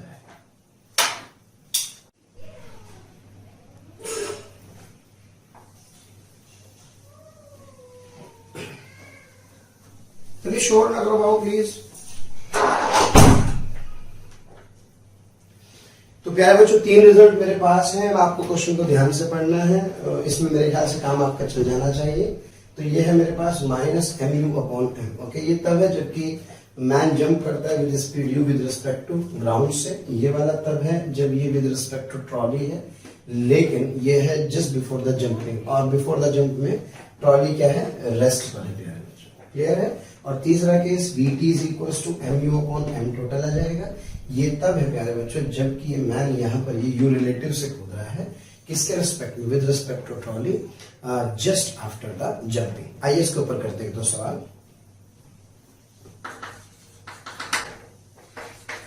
प्यारे बच्चों find speed of trolley just after the man jumps and man jumps with 20 meter per second with respect to ground। ना कहा जाए तो with respect to ground ही होता है। तो क्या बच्चों क्या फॉर्मूला है, so that Vt is equals to mass of the man, velocity of the man upon mass of the trolley, way negatives हैं। तो क्या बच्चों यहाँ से जो मेरे पास Vt होगा, that mass of the man is 60, Vm मेरे पास कितना है 20, divided by the total mass, sorry mass of the trolley is 20, so it comes out to minus 60 meter per second। क्या क्लियर है? अभी इसी क्वेश्चन को क्या बच्चों आप दूसरे तरीके से भी कर सकते हैं।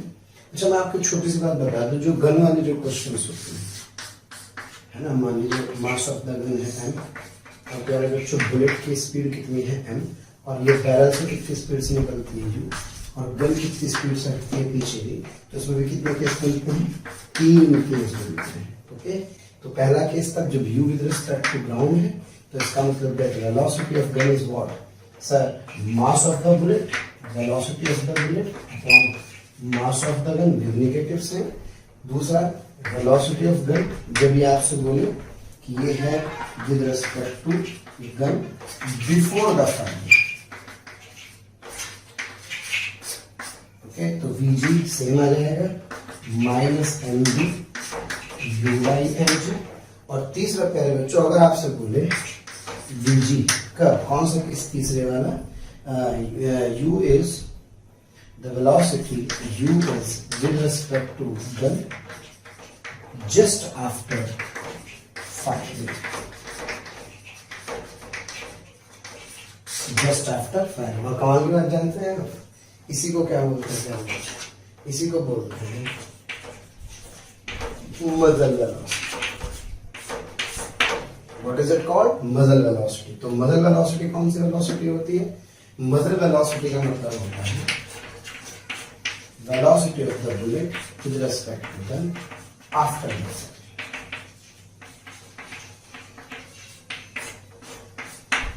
क्या क्लियर है? तो फिलहाल अब इसी तरह से आप इसका क्वेश्चन बना सकते हैं, गन का सवाल बना सकते हैं, इसी तरह से आप ट्रॉली का क्वेश्चन बना सकते हैं। आइए अगला क्वेश्चन करते हैं।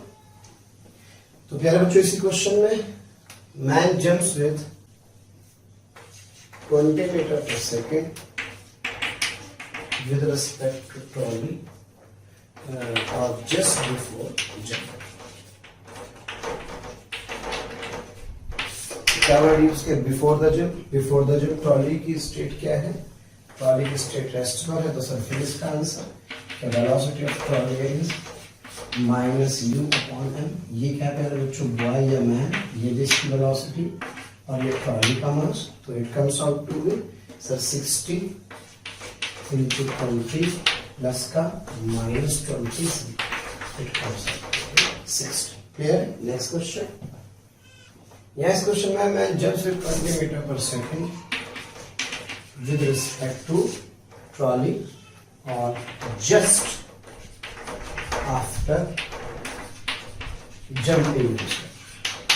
थोड़ा सा फिर यहाँ ध्यान दें, तो जब जस्ट आफ्टर द जंपिंग है तो जस्ट आफ्टर द जंपिंग के लिए मैं जानता हूं sir that velocity of the trolley is equals to, प्यारे बच्चों, mass of the man, velocity of the man upon mass of the man plus mass of the trolley। Sign कैसे प्यारे बच्चों, माइनस का साइन लगा देंगे, तो यहाँ से मेरे पास आ जाएगा 60, ये मेरे पास प्यारे बच्चों 20, ओके, और अपॉन m प्लस 10, यानी कि इसका जो मास था ट्रॉली का वो कितना था, सपोज 20 kg, तो दिस इज 20 प्लस 60।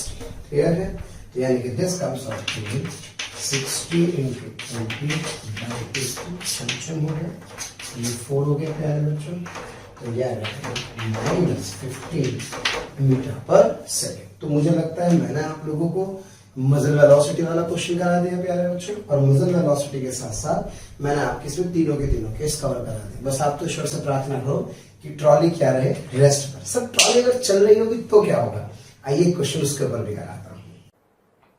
प्यारे बच्चों, आपको वीडियो अगर पसंद आ रहे हैं तो प्लीज़ लाइक करें, शेयर करें, और साथ ही साथ उन ज़रूरतमंद बच्चों को इसके बारे में ज़रूर इन्फॉर्मेशन दें जिनको इसकी कहीं ना कहीं आवश्यकता है। मैं जानता हूं आपका दिल बहुत अच्छा है, आप भी दूसरों के बारे में शायद उतना ही सोचते हैं जितना ये मोशन की टीम सोच रही होगी। तो प्यारे बच्चों, इसलिए इन लेक्चर्स के जो भी लिंक्स हैं वो अपने फ्रेंड्स के साथ ज़रूर शेयर करें। विश्वास कीजिए, जितने ज़्यादा लोग जुड़ेंगे उतना ज़्यादा आप लोगों का प्यार, स्नेह, लाइक और कमेंट्स के माध्यम से हमें प्राप्त होगा, जिससे मोशन की टीम मोटिवेटेड होगी और हम लोग दिन रात बहुत ऊर्जा के साथ प्यारे बच्चों आपके साथ काम करेंगे। आइए प्यारे बच्चों उस क्वेश्चन को देखते हैं। प्यारे बच्चों, मैं आपको बता रहा हूँ, मैं केवल आपको जो भी चीजें पढ़ा रहा हूँ आप उससे प्लीज ये एक्सपेक्ट ना करें कि मैं आपको बहुत हाई फाई लेवल पे जाऊंगा, लेकिन इतना मेरा विश्वास है कि अगर आप अपने प्रीवियस ईयर के पेपर्स करेंगे तो आपसे सारे के सारे सवाल होंगे, और यही अपना पर्पस भी प्यारे बच्चों होना चाहिए। वो नहीं गलत होगा क्योंकि आपके पास कम समय है, इसलिए ध्यान रहे। तो मैंने कहा वैसे बहुत सारे क्वेश्चंस मैं इस पे करा सकता हूँ, अनंत क्वेश्चन है, चाहे रोडो का हो चाहे किसी भी किताब का हो, लेकिन मैं अभी सिलेक्टेड टॉपिक पे बात करूँ ताकि हम अपने कंसेप्ट को बिल्डअप करें और चीजों को बहुत अच्छे से सीख पाए, क्योंकि मुझे लग नहीं पाता कि ज्यादा समय आपके पास है। तो mass of the man is 80 kg प्यारे बच्चों, mass of the trolley is 40 kg and the trolley is moving with velocity 10 metre per second. Clear है? फिर आपसे कह रहा है वीटी यानी कि वेलोसिटी ऑफ ट्रॉली निकालो जस्ट आफ्टर मैन जंप्स, यानी कि लड़के के कूदने के बाद, आदमी के कूदने के बाद ट्रॉली की स्पीड निकालो। और आपको दिया जो वेलोसिटी ऑफ मैन है ना, ये वेलोसिटी ऑफ मैन, ये जो कूद रहा है यू से, ये कूद रहा है किससे, 20 मीटर पर सेकंड से, वो भी किसके रिस्पेक्ट में, ओ विद रिस्पेक्ट टू ट्रॉली, और स्टेट कौन से, just before the jump. Okay, अच्छा ना कहा जाए तो आफ्टर ही होता है। तो ये मुझे क्वेश्चन क्या करना है, सॉल्व करना है। तो सबसे पहले मैं जानता हूं इनिशियल मोमेंटम लिखते हैं जो सिस्टम का, जिस सिस्टम का इनिशियल मोमेंटम कूदने से पहले की बात करें तो सर इसका मतलब 40, मास of the trolley, velocity of the trolley, mass of the man and velocity of the man. Okay? मैं इस क्वेश्चन को प्यारे बच्चों दो पार्ट में तोड़ रहा हूँ। ये ट्रॉली एक्चुअल में ऐसे जा रही है, क्लियर है ना आपसे? मैं इसको अलग बना देता हूँ थोड़ा ताकि क्वेश्चन और अच्छे से क्लियर हो जाए। ओके जी, मैन अभी जंप कर रहा है कितने से, किसी यू से। अब ट्रॉली की स्पीड कितनी, अब ट्रॉली की स्पीड वीटी है, क्लियर है? तो अब आपको वीटी निकालना है। ये कहानी कौन सी है, बाद वाली कहानी है पहले वाली कहानी? तो इसका मतलब इनिशियल मोमेंटम लिखते हैं प्यारे बच्चों, तो पी इनिशियल बराबर एमटी वीटी प्लस एमएम दिए। तो यहां से जो मेरे पास इनिशियल मोमेंटम आ जाएगा, दैट इनिशियल मोमेंटम है दोनों के दोनों 10 से जा रहे हैं, यानी कि सर 40 v10 और प्लस सर 80 v10। मेरी बात क्लियर है? यानी कि that initial momentum is 1200, okay, I cap इस डायरेक्शन में कैरी कर रहा है।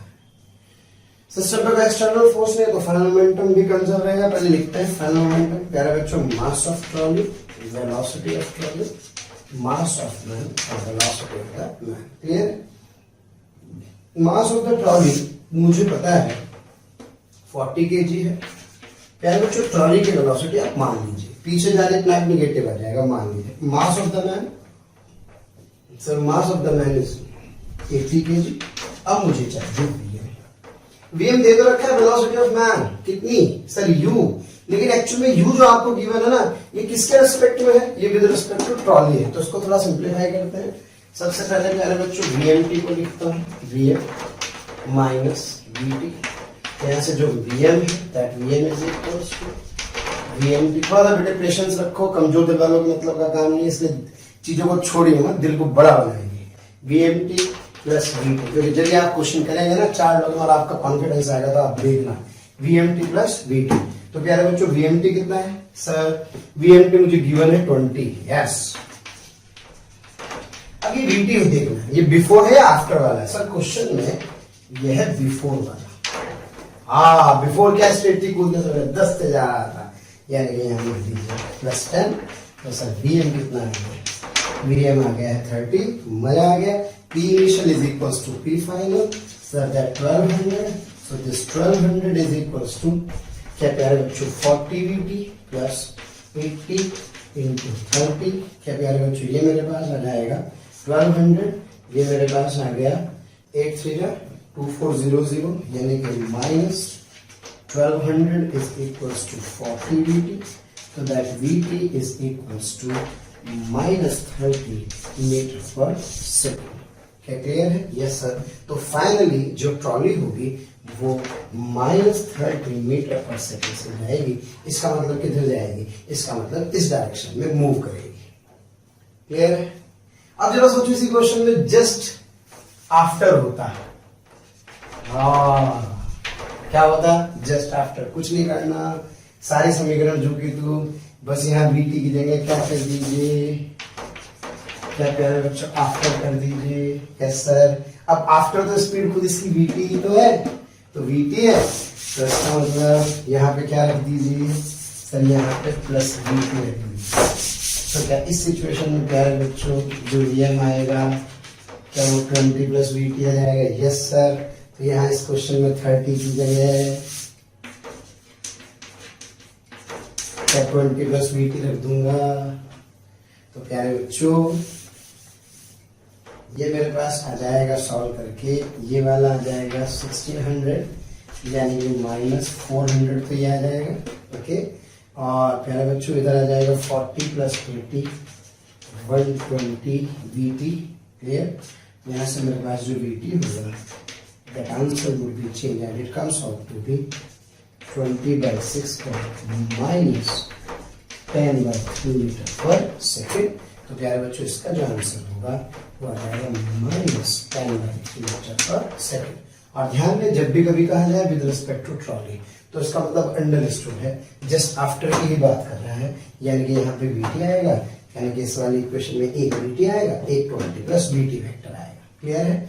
बाकी अब आपके ऊपर डिपेंड करता है आप कितनी प्रैक्टिस करते हैं। मुझे लगता है अगर आप थोड़ी सी भी प्रैक्टिस करेंगे तो इस तरह के क्वेश्चंस आपके कभी भी गलत नहीं होंगे। तो प्यारे बच्चों हम लोग आ रहे हैं स्प्रिंग ब्लॉक सिस्टम की श्रृंखला पर सेंटर ऑफ मास में। यहाँ पे हम लोग एक्चुअल में इसमें बहुत सारे फॉर्मेट्स पढ़ते हैं। हम लोग मेनली 3 फॉर्मेट स्टडी करेंगे। कितने फॉर्मेट? 3 फॉर्मेट। जैसा कह रहा हूँ वैसा करोगे, कभी सवाल गलत नहीं होगा, मैं आपको पहले बता रहा हूँ। प्यारे बच्चों क्वेश्चन समझे। क्वेश्चन ये कि आपने क्या किया, एक M1 M2 ब्लॉक का सिस्टम था कुछ इस तरह से, ये M2 और ये M1। ठीक है बच्चों, आपने इसको कंप्रेस किया कुछ इस तरह से ऐसे, और कंप्रेस करके इसको रिलीज कर दिया। तो यानी कि इसका मतलब ये हुआ कि ये वाला ब्लॉक यहां था, ये वाला ब्लॉक यहां था। इन दोनों ब्लॉक्स को आप, ये दोनों यहां, तो इसका मतलब ये L0 क्या इसकी नेचुरल लेंथ है। तो प्यारे बच्चों आइए देखते हैं स्प्रिंग ब्लॉक सिस्टम। ये फॉर्मेट है तीनों सवाल बहुत बढ़िया है, जिसमें पहला जो फॉर्मेट है वो है centre of mass is at rest, दूसरा फॉर्मेट होगा centre of mass is moving with constant velocity, और तीसरा फॉर्मेट होगा centre of mass with moving with constant acceleration. अनुभव ये कहता है, एक्सपीरियंस ये कहता है प्यारे बच्चों कि आप रिजल्ट याद रखें और मजे लें इस क्वेश्चन के, इस कंसेप्ट के, क्योंकि ज्यादा समय नहीं है, वरना आप सोचिए इसको पढ़ाने में रेगुलर क्लासेस में बहुत सारे लेक्चर लग जाते हैं। तो प्यारे बच्चों ये M1 है, ये M2 है। आपने क्या किया, इनको, ये इसकी नेचुरल लेंथ, क्या है ये इसकी नेचुरल लेंथ, आपने इन दोनों को कंप्रेस किया, यहां तक लाए और यहां ला करके फिर इसको रिलीज कर दिया। तो ये ऐसे ऐसे ऑसिलेट करेगा कुछ ऐसे। तो ये यहां से अगर आपने इसको रिलीज किया, अब मान लीजिए ये आपने इसको इधर कितना लाए x2, इधर कितना लाए x1, और ये कुछ x0 कंप्रेस किया। कितना कंप्रेस किया? x0। तो यहाँ से x0 x1 प्लस x2 के बराबर होगा। अभी मैं डिटेल में आपको इसमें डायग्राम में समझाने वाला हूँ, बस आप सिचुएशन समझे। तो यहाँ से आपने इसको दबा के छोड़ो तो ये क्या यहाँ तक जाएगा? यस। तो इसका मतलब क्या ये वाले जो ब्लॉक्स हैं वो इधर से ऐसे नाचेंगे, और क्या ये वाला जो ब्लॉक है वो यहाँ से ऐसे नाचेगा। क्या क्लियर है प्यारे बच्चों? ये बेसिक सिचुएशन है। अब इस सिचुएशन को यहाँ पे डिटेल में हम लोग समझने की कोशिश करते हैं। ये ब्लॉक जिसका मास कितना है M1, ये ब्लॉक जिसका मास कितना है प्यारे बच्चों M2। ये पूरा सिस्टम एक्चुअल में यहां पर था, कौन सी लेंथ पर? नेचुरल लेंथ पर। आपने इसे कंप्रेस किया, कितना कंप्रेस किया? x0 यहां लाए। ऐसे मान सकते हैं कि आप इसको किसी धागे से जोड़ लीजिए ऐसे, और यहाँ पे लाके आपने इसको रेस्ट पे छोड़ो। क्लियर? कितना कंप्रेशन किया आपने इसके अंदर? x not.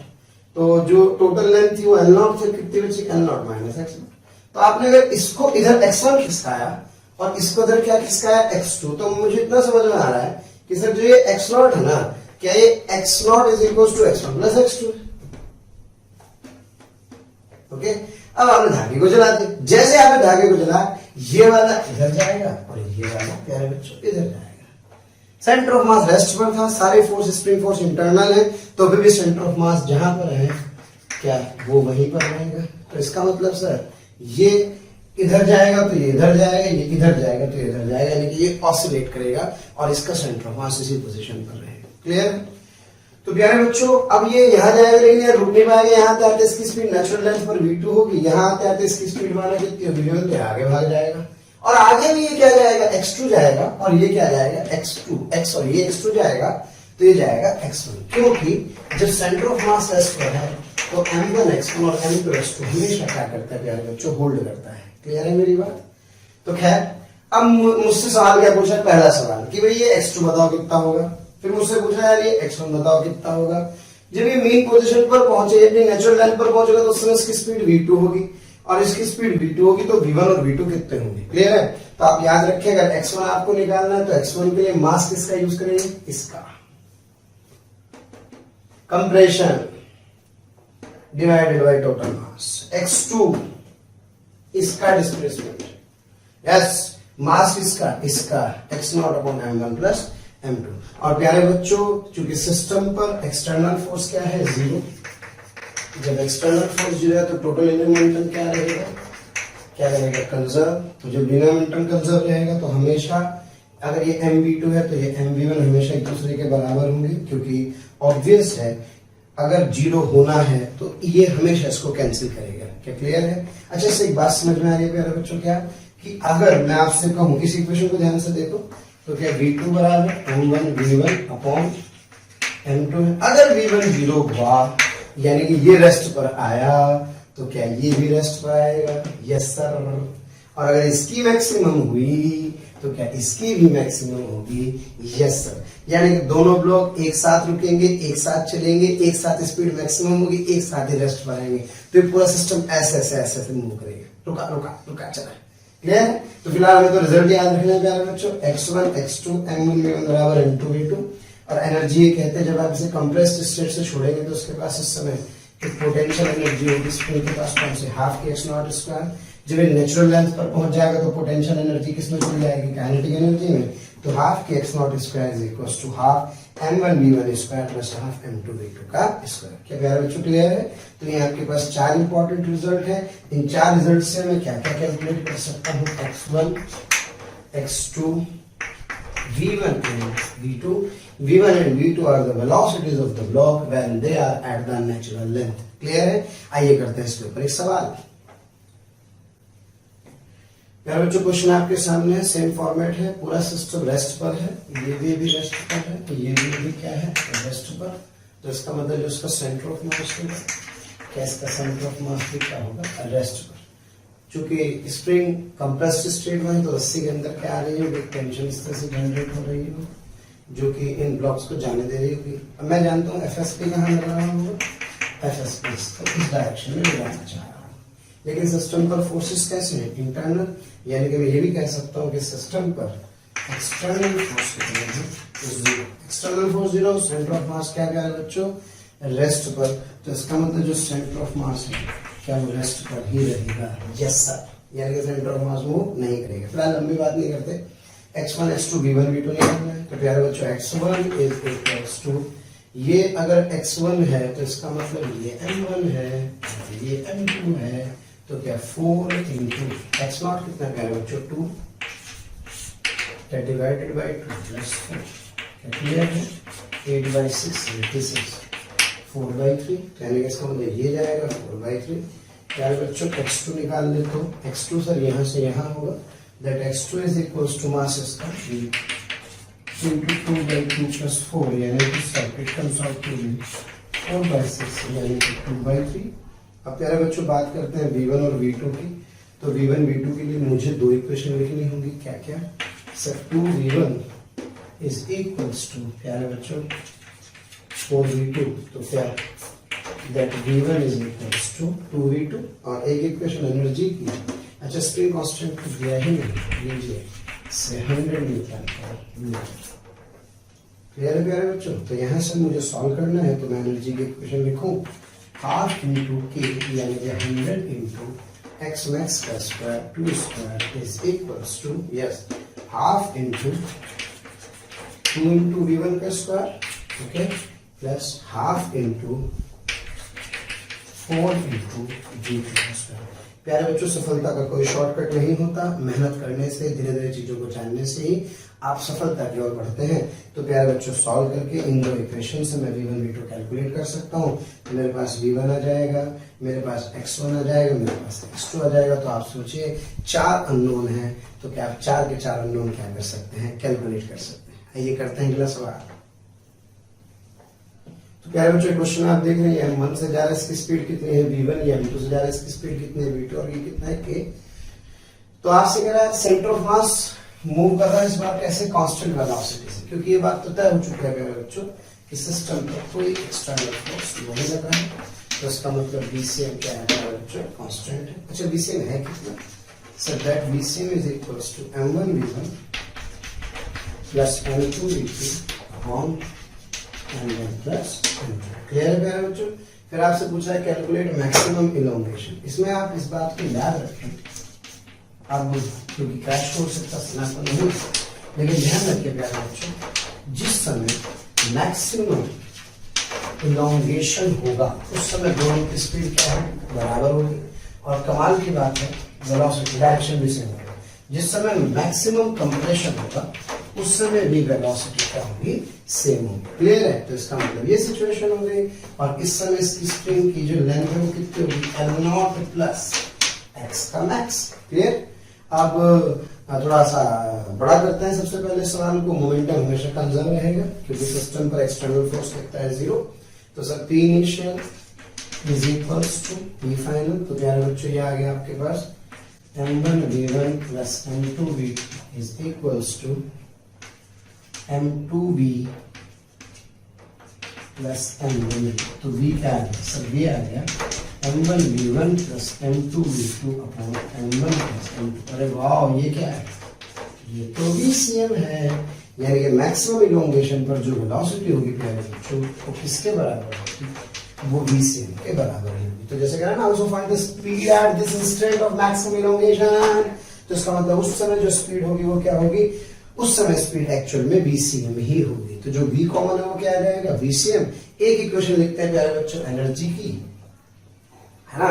तो एनर्जी की इक्वेशन क्या कहती है सर, एनर्जी की इक्वेशन ये कहेगी कि यहां से जब ये चला तो उसके पास काइनेटिक एनर्जी थी, half m1 v1 square plus half m2 v2 square. कहाँ गई सर, ये गई है मेरे पास half m1 v square half m2 v square plus half kx max का स्क्वायर। क्लियर है प्यारे बच्चों?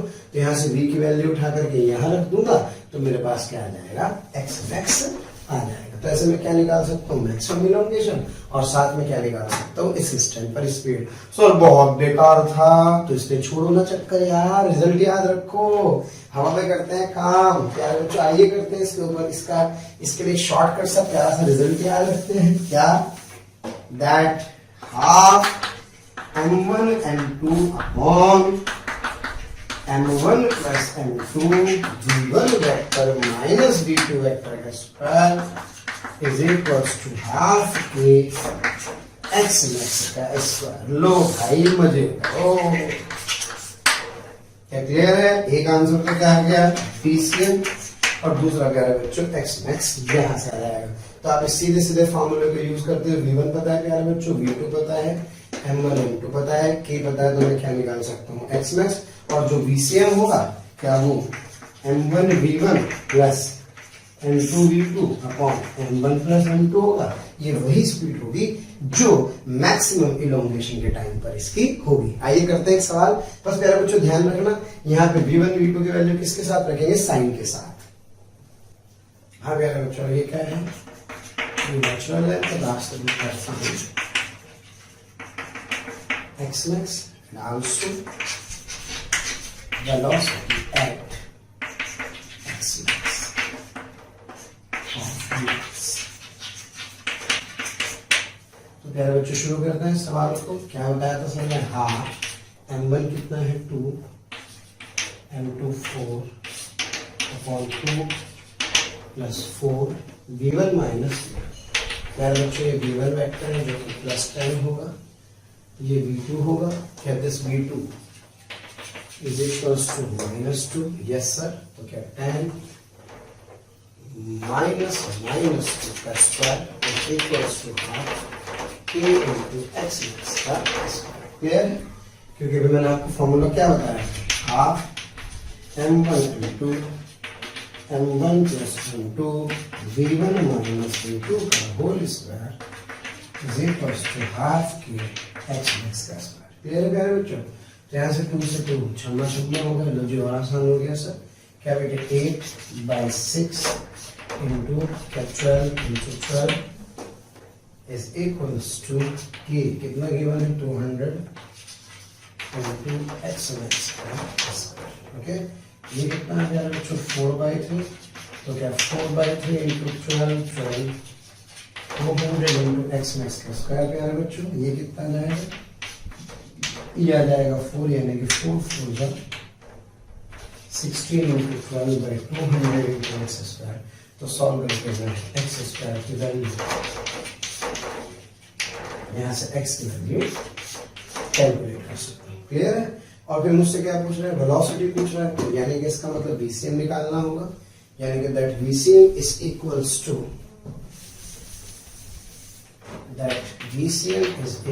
प्यारे बच्चों 4 into 10 और इधर लिख सकता हूँ प्लस 2 into -2 क्या डिवाइडेड बाय प्यारे बच्चों 2 प्लस 4 से 40 minus 4/6 से it comes out to be 36/6, that is 6 metre per second. Clear है? और इसका लास्ट फॉर्मेट अपन लोग अभी डिस्कस करने वाले हैं प्यारे बच्चों, ध्यान से देखिएगा।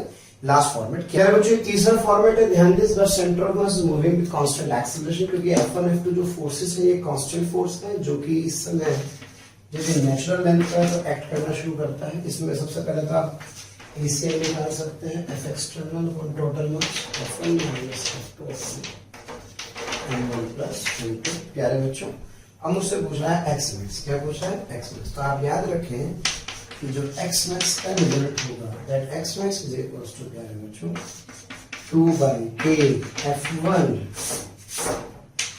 M2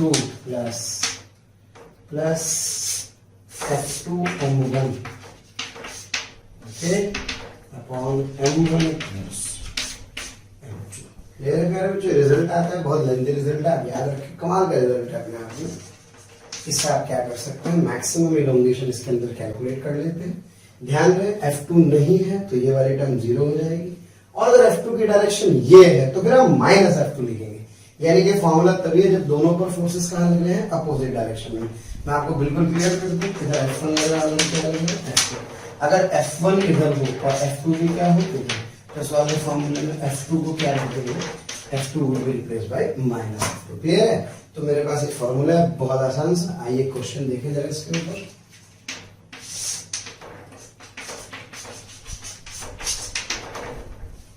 ये 2 kg, ये 4 kg। इधर की तरफ मैंने कहा कि फोर्स लग रही है 10 न्यूटन की। प्यारे बच्चों इधर की तरफ फोर्स लग रही है सपोज 4 न्यूटन की। क्लियर है? के की वैल्यू मुझे गिवन है 100 न्यूटन पर मीटर, और मुझसे कैलकुलेट कीजिए। क्लियर है? तो एक्स मैक्स के लिए क्या करेंगे प्यारे बच्चों? Surface x max equals to 2/k यानी कि 2/100 ओके F1 M2 यानी कि दिस इनटू दिस यानी कि 10 इनटू क्लियर और प्लस अपोजिट तो प्लस लेंगे 4 इनटू 4 ठीक डिवाइडेड बाय यार बच्चों 2 + 4 तो इट कम्स आउट टू 1/50 और ये मेरे पास आ जाएगा 20 + 16 that is 36 divided by 6 is right. This is 650. ये इसका आंसर क्लियर है मेरे बच्चों। तो ऐसे करके क्या कर सकते हैं, अगर centre of mass constant acceleration से क्या कर रहा हूँ, मूव कर रहा हूँ और आपसे मैक्सिमम इलोंगेशन पूछे तो आप इसको क्या कर सकते हैं, यूज कर सकते हैं। क्लियर है। तो प्यारे बच्चों माफी चाहूंगा, आज आपको थोड़ा सा मैंने बहुत ज्यादा पढ़ा दिया, लेकिन क्या करें, है तो इम्पोर्टेंट, सारे रिजल्ट्स इंपॉर्टेंट हैं। विश्वास कीजिए अगर आप इसको कर जाते हैं तो आपको दिक्कत नहीं होगी, सवाल आपकी पहचान में आने लगेंगे। और प्लीज अगला जो लेक्चर होगा ध्यान दीजिए, उसमें हम लोग पढ़ाएंगे कोलिजन, ऑब्लिक कोलिजन और impulse. Please next lecture miss ना करें किसी भी कीमत पर, ठीक है। तब तक के लिए धन्यवाद। आपका मैं वर्मा मोशन फैमिली के साथ। Thank you very much. प्यारे बच्चों, अगर आपको लेक्चर पसंद आ रहे हैं और मैं आपसे कहता हूं कि आपको लग रहा है कि ये टॉपिक भी सर से ही पढ़ना है और आप उसके लिए कोई आपकी क्यूरी है या कोई भी आपके किसी भी तरह का प्रॉब्लम है, तो आप इस टोल फ्री नंबर पर संपर्क कर सकते हैं। टोल फ्री नंबर है 18002121 1800212799 1821 799 18002121 799।